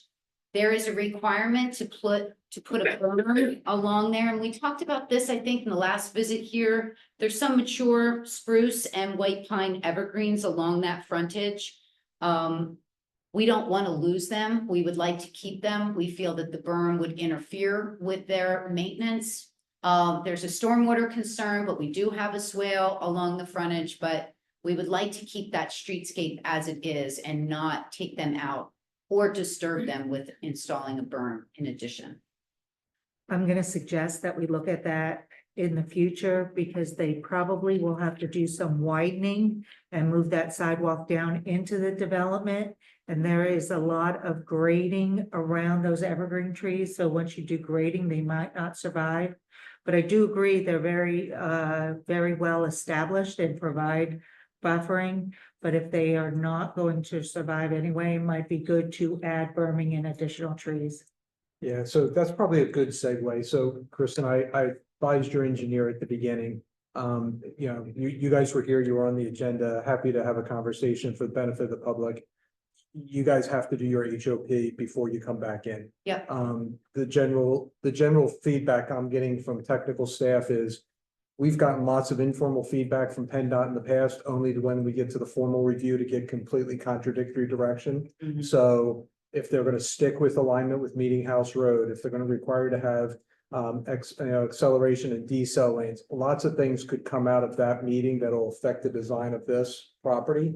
That'll cause us to go back and have to start all over again. Got to get the HOP submitted. Yeah, and that'll also segue into one of the comments that popped up in both Michelle's letter and Stephanie's letter about an additional 5 feet of widening on our side for a center turn lane. Although it sounds like a little, when you add the square footage, it's not a lot, as far as paving, but it does involve utility poles that need to be moved, stormwater management and things like that. So we'll make that as part of our conversation with staff, your consultants and PennDOT, because that does impact our property frontage. It requires everything to get pulled back, including this, which just goes further towards that fence that is along the Cheswick. But that's a conversation we do have to have, and we understand that there's fallout from that design and that feedback. Yeah, it's not you, it's PennDOT. We need to get them to officially weigh in and let us all know where we've put the stake in the ground. Yeah, I mean, there's a comment in here about a pipe that's up the street a little bit, and that's going to be part of that conversation too, because that's an existing situation. Okay. That was the next comment I was going to talk about.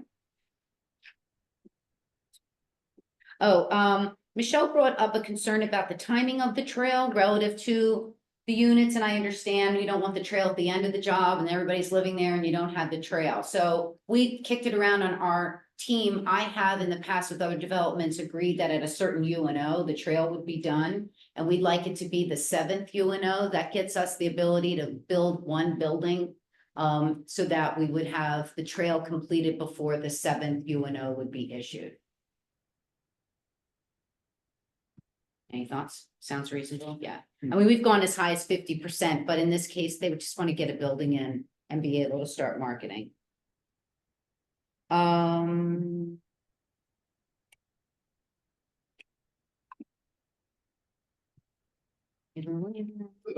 the type of fence on top of the walls. We have a couple retaining walls around the stormwater basins.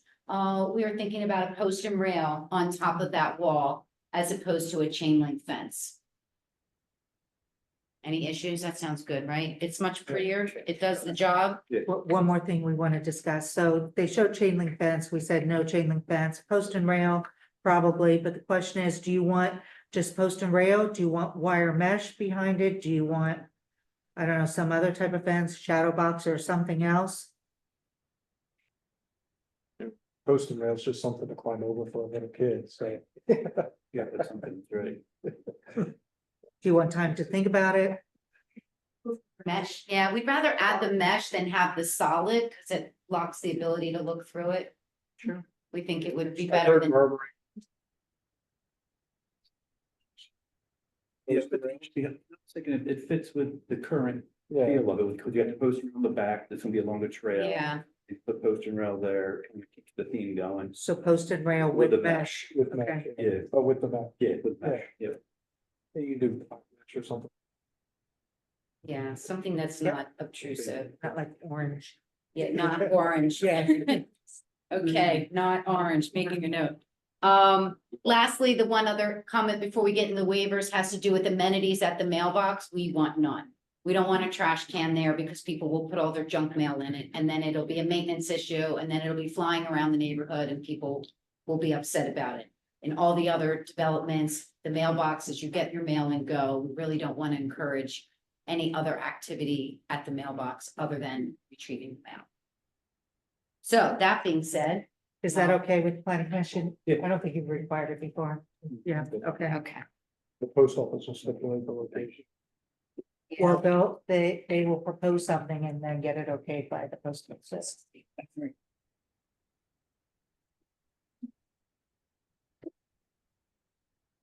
It's always fun. Wing papers. Yeah.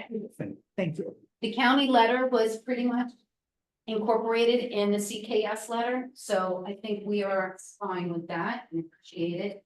Stephanie's comments were also will comply, other than those PennDOT issues and the widening that we have to work out yet. So, if we could, the first item would be preliminary and final at the same time. Obviously, we can revisit that when we're gonna revisit all of these, but if you have any feedback on any of these, it would be great to have it. So Kristen, it's 9:15. I'm sure there's questions from the public and we're not going to give you definitive feedback tonight anyway, so let's just do a quick flyby. Okay. Can I just run through them real quick? Okay, preliminary and final. Second one has to do with the intersection spacing. That's the distance of our road to Cheswick. Again, that's a PennDOT requirement, so that'll be fleshed out. Clear site triangle, at the road A is 75 feet. It's a private road. It's low density. There's a stop sign. We think that's adequate.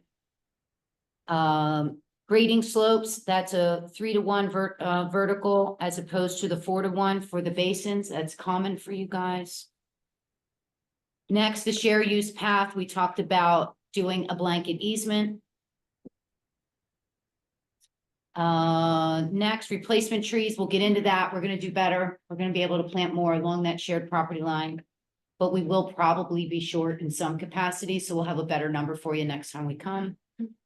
The site element screening, that has to do with the screening around the basins, so that we can utilize some of the existing stuff and supplement where necessary.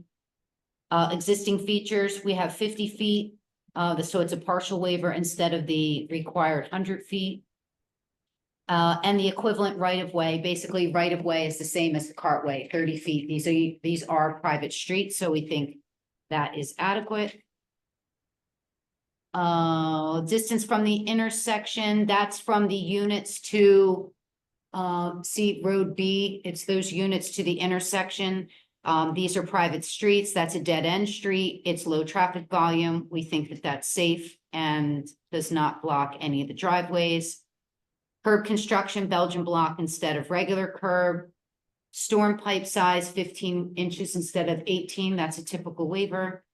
And then the basin slope, it is a flat bottom. We're using the BMPs and infiltration basins, so that will follow the current DEP standards for stormwater basins and BMPs. Easy peasy.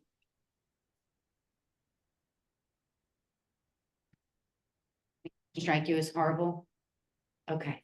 Just a quick, are you gonna have any truck turning templates in the plan for next one? Truck turning? We do have that. I saw them on there. They're just a traffic flow, but not, they didn't show the actual size trucks turning. We did have it on the site plan detail sheet, I think. Well, not now. No, not now, but is it in this? Is it in the Yeah. plan set? Yes, it is. What sheet, do Okay. you know what sheet it is?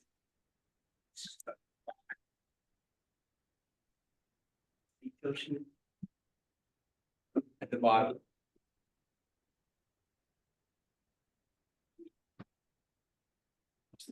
Yeah, there's some templates here, but it doesn't show the size of the truck or anything of that, not the ones we're normally used to. And they are shown on the bottom, the size of the trucks shown on the bottom. Bottom left in that Yeah. box? And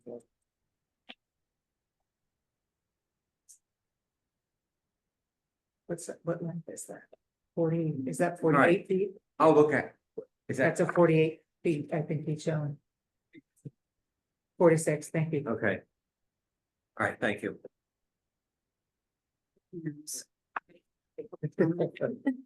But before, any questions from the members or comments? Stephanie? I think we can wait until we hear from PennDOT on the review.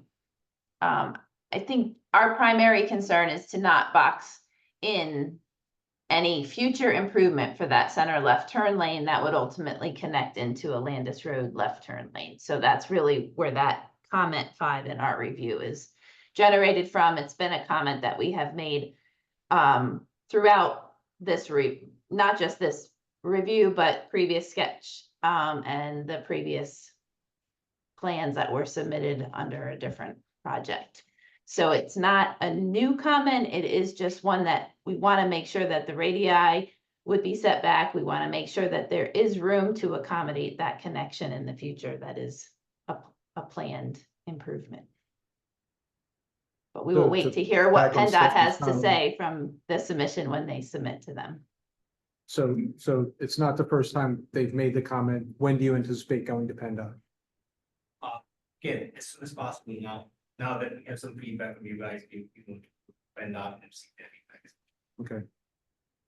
So before you come back again. Yeah. Yes, you've made that clear. Okay, so we'll open up for. You went first last time.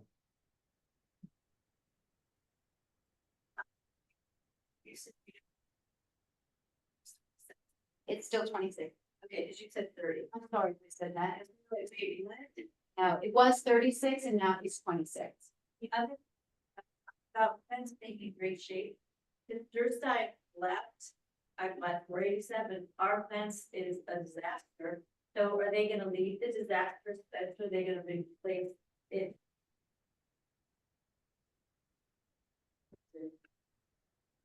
Well, we had trees fall in neighbor and we had everything, but that's beside the, it's the mess. If you leave it, we're stuck replacing a fence that was never our first. We'll take a look. Okay, and you get your address again, right? You said, you said it's good all the way around. Like Grant is good because he's taking care of it.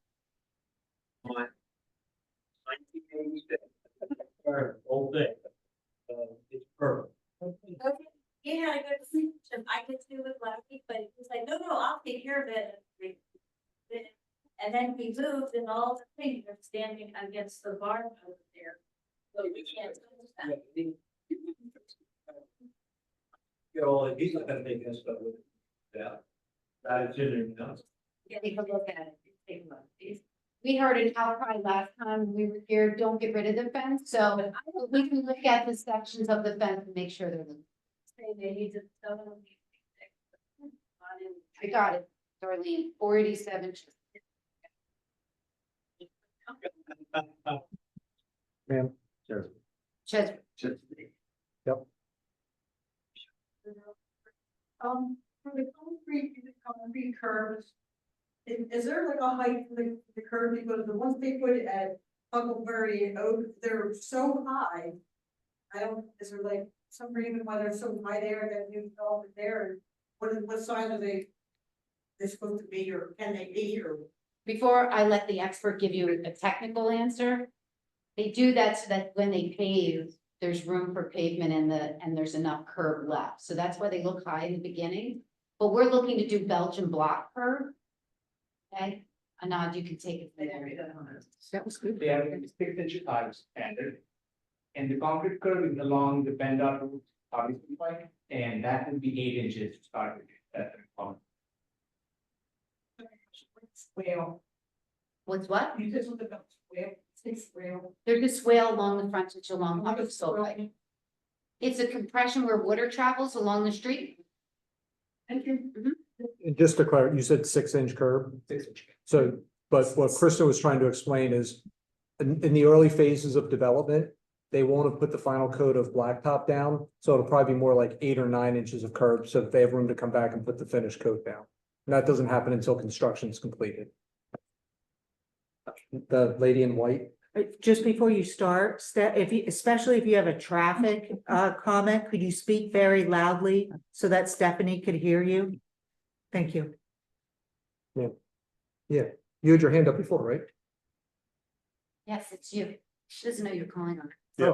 Yeah, I thought you had your hand up before. If you didn't, that's fine. Yeah.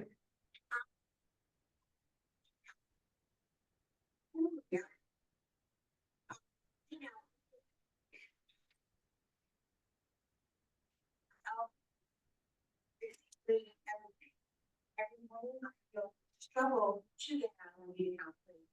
I feel like you keep going, coming down the street.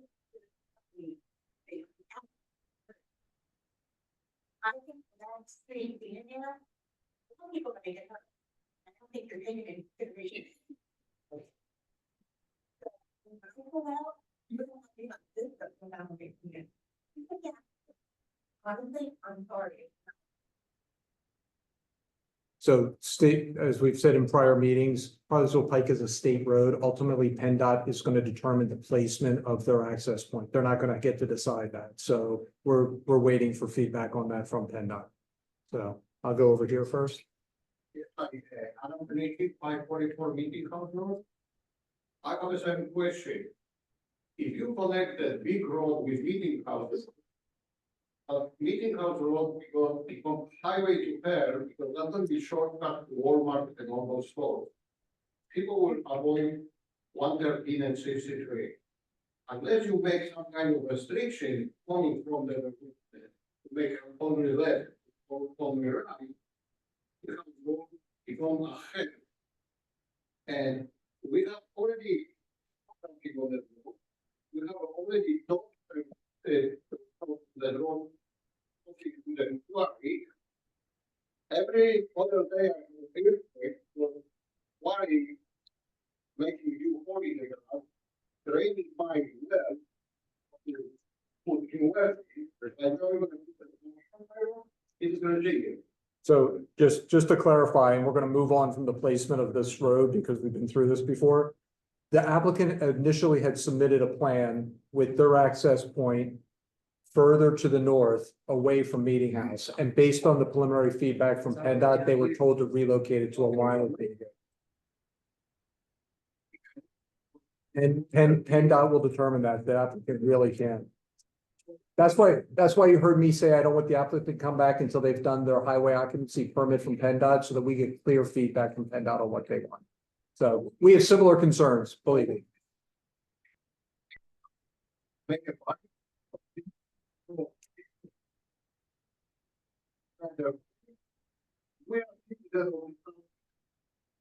Understood. We're all waiting for PennDOT to.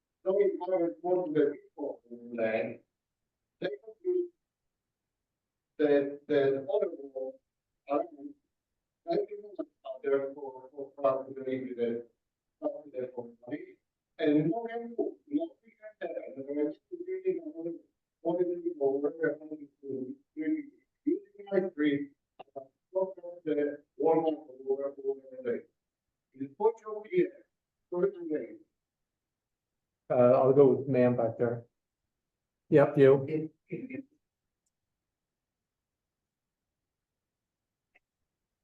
I'm sorry, Allison, what's your address? Awesome, also on the other side, obviously the rates with the process. Somewhat connected.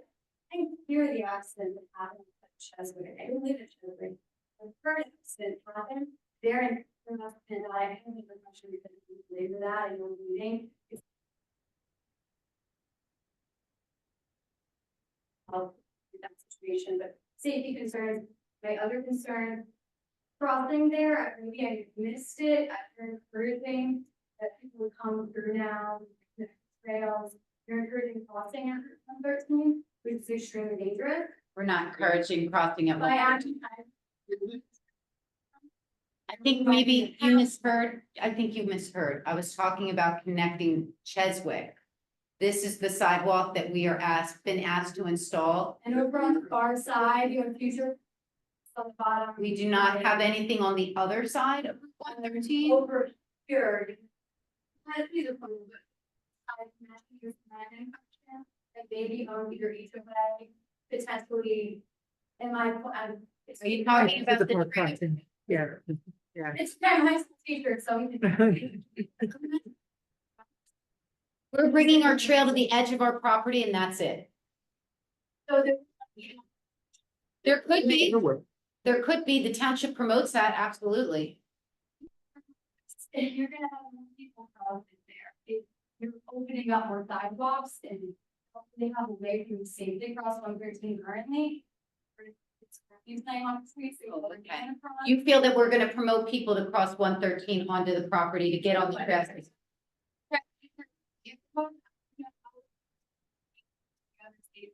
We have children that want to go and be with their friends in Cheswick already. Now they have friends in the whole new development. They have 26 new friends. They want to get there. I wouldn't know how they're going to be getting. That'll also be part of our PennDOT discussion. I'm gonna do the guy in the back.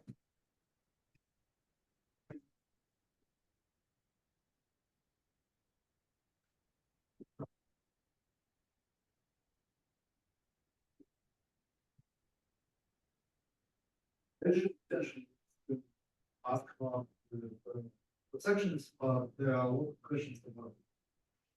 And did I get it right, that, wanted, you could. Signal light. Put a signal light in, a traffic light there, that's something they'll ultimately decide based on traffic counts, but it's possible. If we create a section that would do. Absolutely. So you would like a traffic light? Is that what you're saying? You don't want a traffic light? I just want to understand what the position is. I'm not arguing. The only way is the people who signal lights. When you go, and it's like less than miles. Okay. So that eventually you'll find it will be still all those questions about us and what else using really started doing because nowadays after the development overall you can't do from Dosco Road left or from Telescope back to Dosco Road.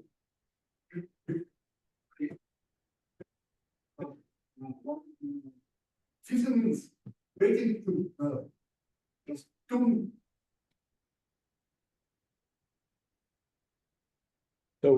So I understand your point that by putting all that there, you may necessitate a traffic light, which nobody really wants. Again, that's why we keep saying go to PennDOT, because why PennDOT asked them to locate across from Meeting House was a bit of a surprise for us, which then may end up leading to the consequence of, so then they're gonna put a traffic light there. We don't know, that's what we wanna find out.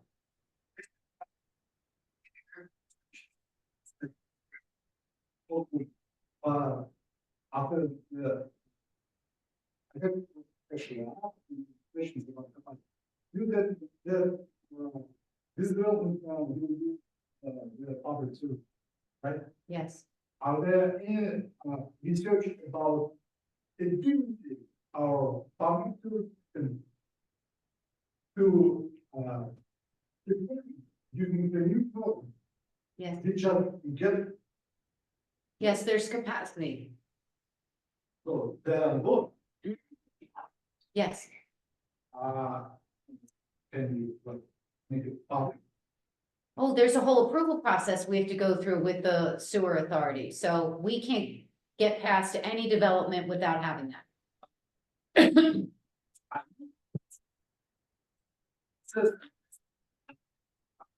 I like to discuss.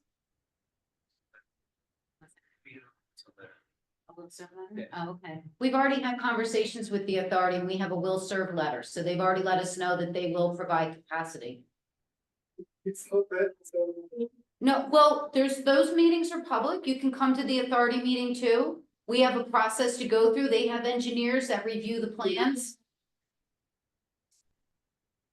No, what they're saying is, it's not up to them. There's a public authority that they have to apply to say, do you have capacity? The authority says, we do or they don't, and they're the ones that can provide you the documentation.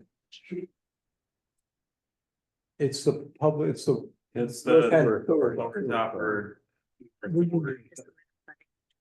It's a separate body from us, but I'm sure they've made public to you. Sure.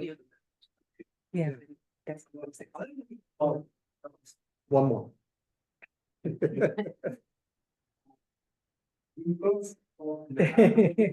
One more.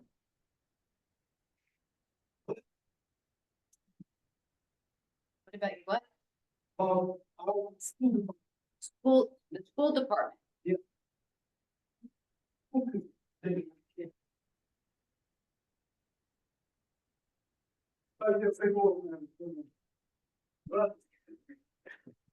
That's okay. What's your question about?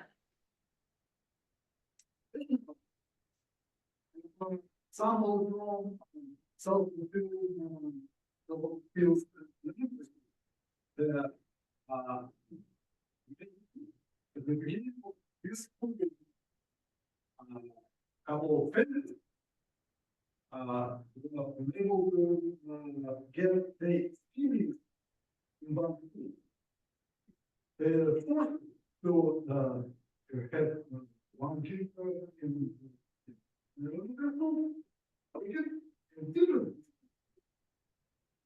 and if all well fortunately for me this development pressure with the operation but the operation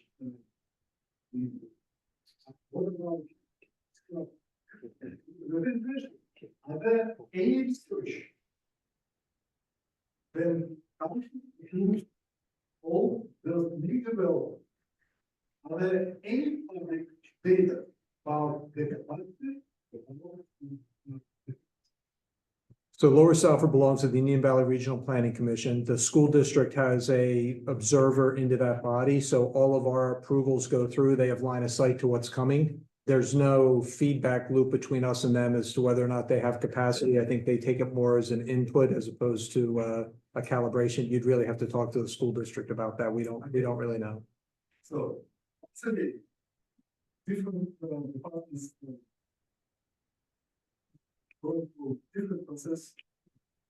How the single group make a Correct. a decision, a connection between a different set of data and maybe there. Don't worry,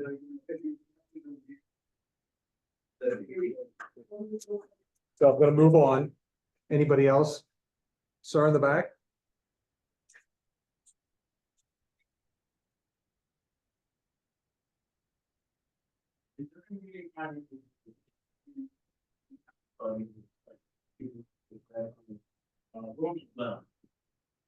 Possibly. And we may not know of them.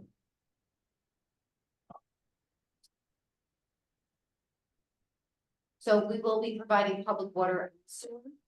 So we won't be tapping wells for each of these houses that would affect your water.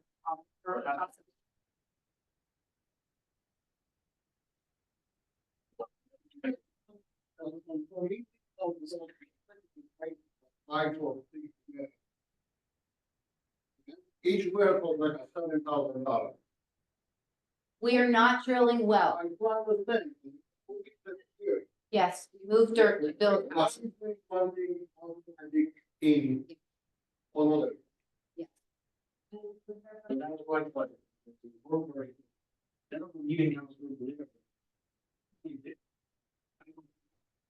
And sir, I think you were there at the stage plan meeting, we told you that this basin which we're calling filtration basin is recharge down for more than what it's doing right now. Right now, everything, there is no stormwater basin on the property, as you know. Everything goes through that channel, which goes through, does not have a time to sit and go into the ground, which will recharge your aquifer, so it shouldn't have a adverse impact, would be a beneficial impact we have water, you said it shouldn't. It should not, yeah, it shouldn't. I think it should get better, Well, but right now the water, What? well, we have a land development application that's reviewed, prepared by a civil engineer, reviewed by a civil engineer. It's reviewed by the county conservation district because we need a DEP permit called an NPDES permit. And so they monitor it and review it as well. So there's a lot of government agencies that we have to prove to that we are infiltrating and holding back the water, letting it seep back into the ground, that it's getting clean through plants, and that it is moving at the right volume and rate. So that's all part of the approval process. This is just one step.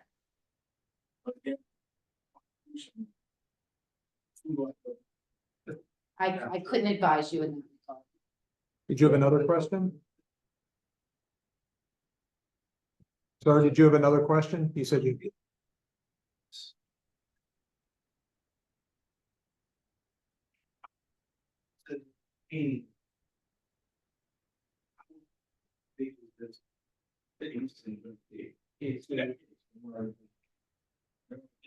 Yeah, and again, it's gonna be affected by the fence around it. There was nobody jumping over it.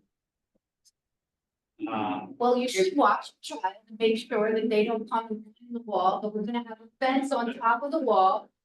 Well, there's only so much we can do to prevent people from coming on and getting themselves hurt. So the township asked for a fence to be placed on top of the wall. That's above and beyond requirements that used to be years ago. And they've asked for a mesh, so you couldn't easily slip through it. So that's what we're proposing. I think it's the best that we can do in order to protect that area as much as we can for your children. Appreciate it. So going to do two more. So you guys slug it out. You already got a chance to go. Sorry. Betty, I'm going to save you for the end. Just Chris, all right. All right. Yeah, first of all, thank you. What's your address, please? 470 Circle, West what? Wexford, WEX. Thank you. Like the soccer team. Yeah, I appreciate all the work that you did, and I especially appreciate that for very comprehensive 14-page detailed letter. Thank you. With all of the things written down. My main point here is I don't feel that the engineering group presented some of these things transparently. I'm the kind of nerd that will go through all pages. You had a post stormwater management report. The first 150 page, no executive summary. You go through 150 pages, and then you get some real interesting material. The way it's laid out, it looked like it was manipulative, frankly. Secondly, you haven't completely identified all these stormwater basin runoffs. And I think where we have some conflicting regulations is there are some regulatory requirements or ordinances requiring berms. But we in the Cheswick area are concerned with what's going to happen when you put in those berms and where's the water directed. So basically, we know stormwater comes across the street, there's over 6.5 acres of water running across 1/3. But again, you've missed some places, is what I'm telling you. So I don't think the design was complete and there's some significant omissions. So okay, let's stop. all right. I'm gonna cut you off. It's a fair point. As we go through approval, I definitely want to make sure that you guys have access to the information. All developers are required to develop a basin management plan. You'll see reference to a BMP. They're also required to demonstrate that they're not shedding water off of their property onto adjacent property. So that'll be all part of the technical review that she'll have to complete. As we get through this, let's make sure you've got an opportunity to ask it. I think they've been preliminary designs. Let's not get into the details quite yet. I get the point. Thank you. Betty? All right, Betty, hold on one second.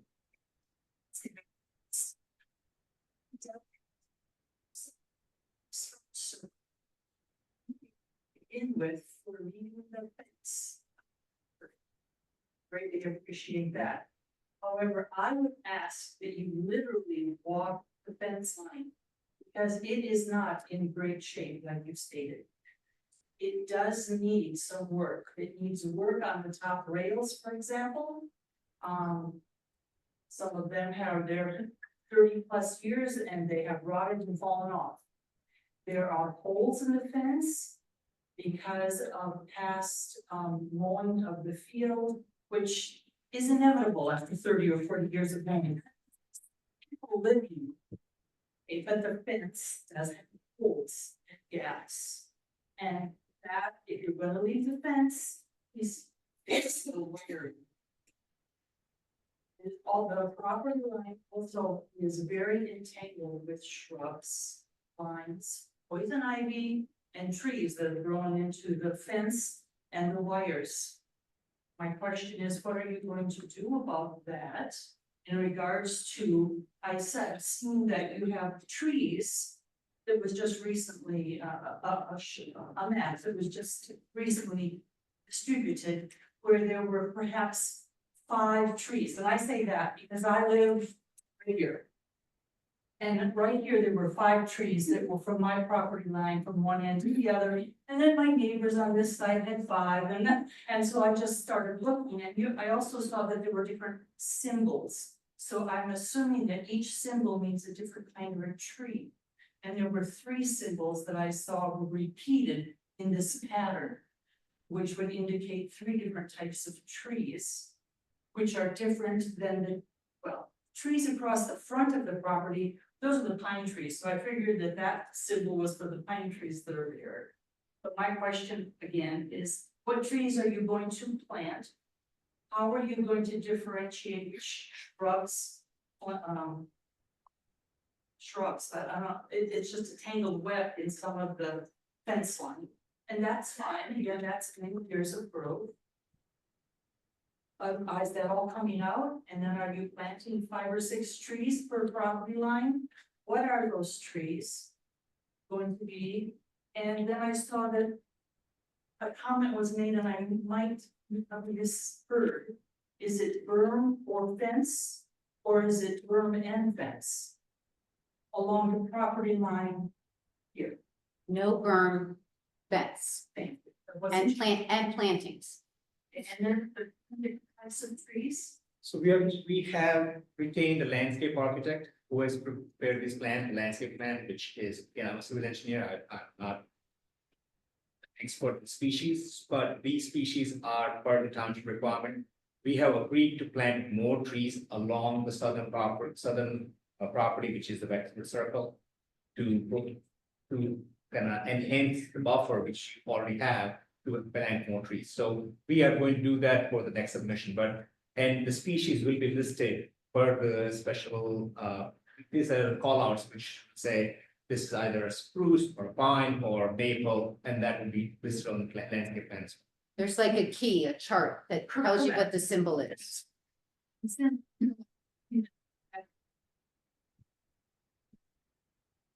We usually encourage a mix of evergreen and canopy trees so that you've got full season buffering as well as you've got something while the other stuff grows up, so.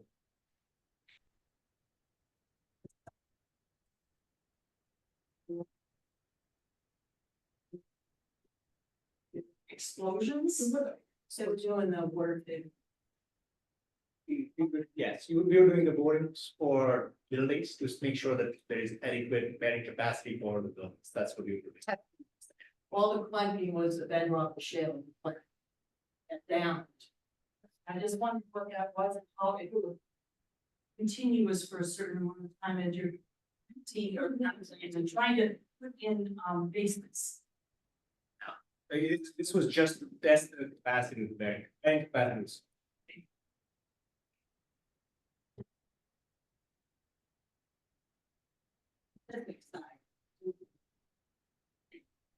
Oh, just excited, we have significant planting, and we are going to supplement the planting, so.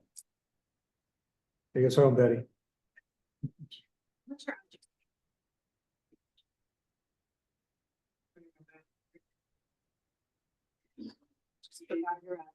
Yeah. Okay. not to belabor it, but the stormwater, you do have a flood coming through from the front of Cheswick across the street into it. The corner property, the gentleman isn't here right now, he has a big slope in his backyard. All this water is going into the farm, all our backyard is becoming wet. I have what's called, some kind of fungus right now on my lawn because it stays wet all the time. So there's water coming in and it's absolutely crazy. If you put a berm or anything in the backyard, it's gonna keep that from going into the farm to begin with. I do not want, for privacy, I do not want that type of fence. Mine's falling apart. I don't want a berm. I just want a privacy fence with a space on the bottom for the water to go through, so I don't have to see anything. The grinder pumps that you're planning on have generators. You're even putting some in wetland, which doesn't make any sense to me, because it's not supposed to get wet, but the generators are noisy. We had one on Cambridge Circle down by the school. They took it out because the neighbors complained it was so noisy. So I do not want I don't even know what they're gonna do, but the generators are gonna be ridiculous. They require a lot of horsepower for it to be really loud. And let's see, okay. The slope of the basin.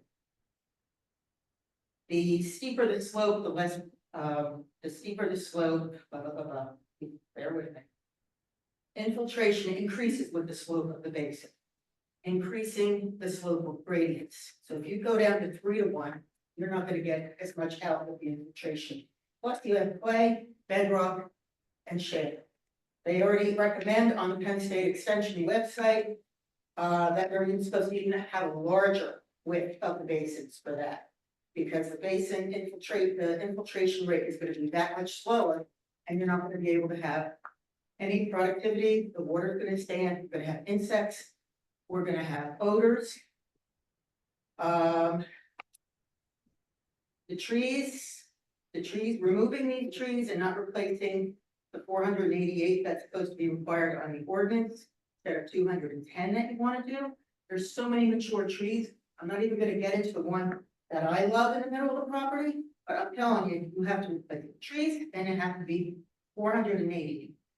They will impact the streams in the watershed. They regulate the flow of the water. Everything helps hydrate the soil. It goes into the streams. You're going to screw up the whole environment if you have less than. And you don't want to put anything but in the parking lots. You have to put trees too, because you're going to have a lot of the pollution and runoff done from that, and you're going to have some trees to absorb that. The street lights, unbelievable. We do not want street lights in our backyard. I don't care what the stance is. I don't care what the voltage is. I do not want my whole backyard lit up with street lights instead of lighting lights. Okay? I don't want post-mill and basins.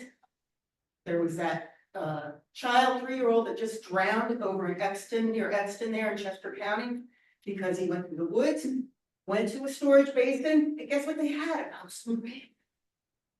He drowned, he died. Okay, you're gonna put it right next to his backyard. Now it's whether he watches his kid or not, it's gonna happen to somebody. And I do not want a sidewalk on the top of 113. So I not only have people in my backyard going on a trail, but now I have them coming down 113 and coming in my front door. Okay? I don't want to lock my front door and my back door at the same time because I live where I was supposed to live.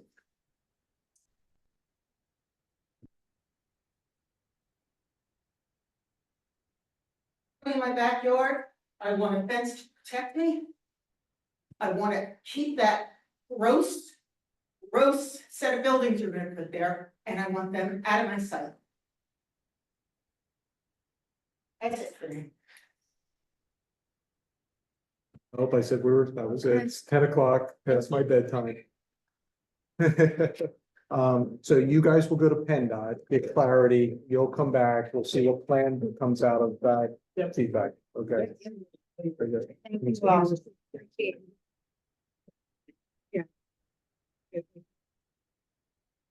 We're not done yet, so let's. All right, get out of here.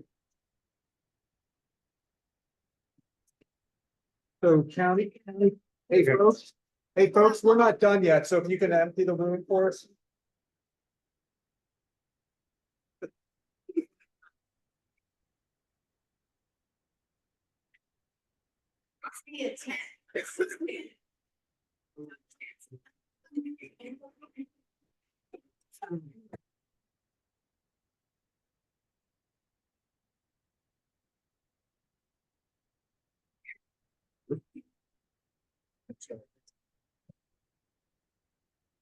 See those.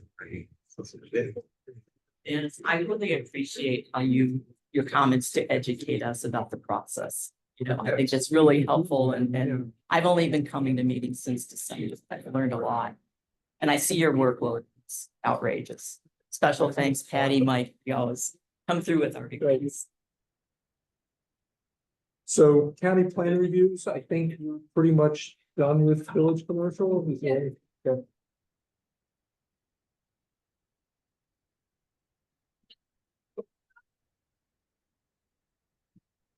And it's, but, and you know, the verification.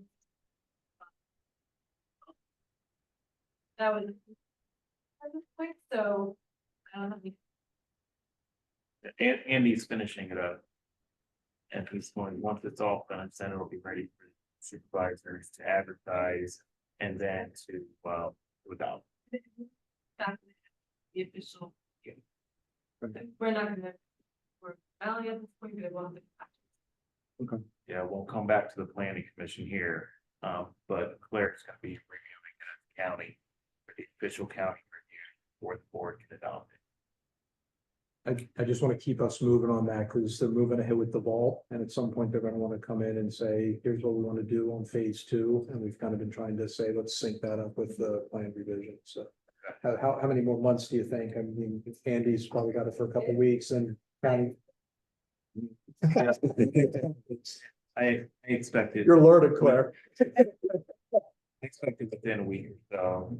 And from Andy. And then the And the advertising. county review, advertising, so Right, and by the end of the year. yeah, by the end of the year. Almost end of September. So the bond is still currently commercial vision. So that would have to go through a rezoning, so. And I just had a meeting with them the past several days. And right now they're not prepared to go into that phase yet. Well, when John and I met with him, just so everybody knows, what they want to do in phase 2, they can't do in the commercial district. So therefore, they would probably come in and ask to rezone as village commercial. We said, we're in the midst of redoing that, so let us get that done so that we can then work with you on what that would look like. Good. So I'll keep you posted. Okay. Anything else? Nope. Anything else from the audience, Mr. Shaw? Motion to adjourn. So moved. All in favor? Aye. Thanks, everybody. Have a good night.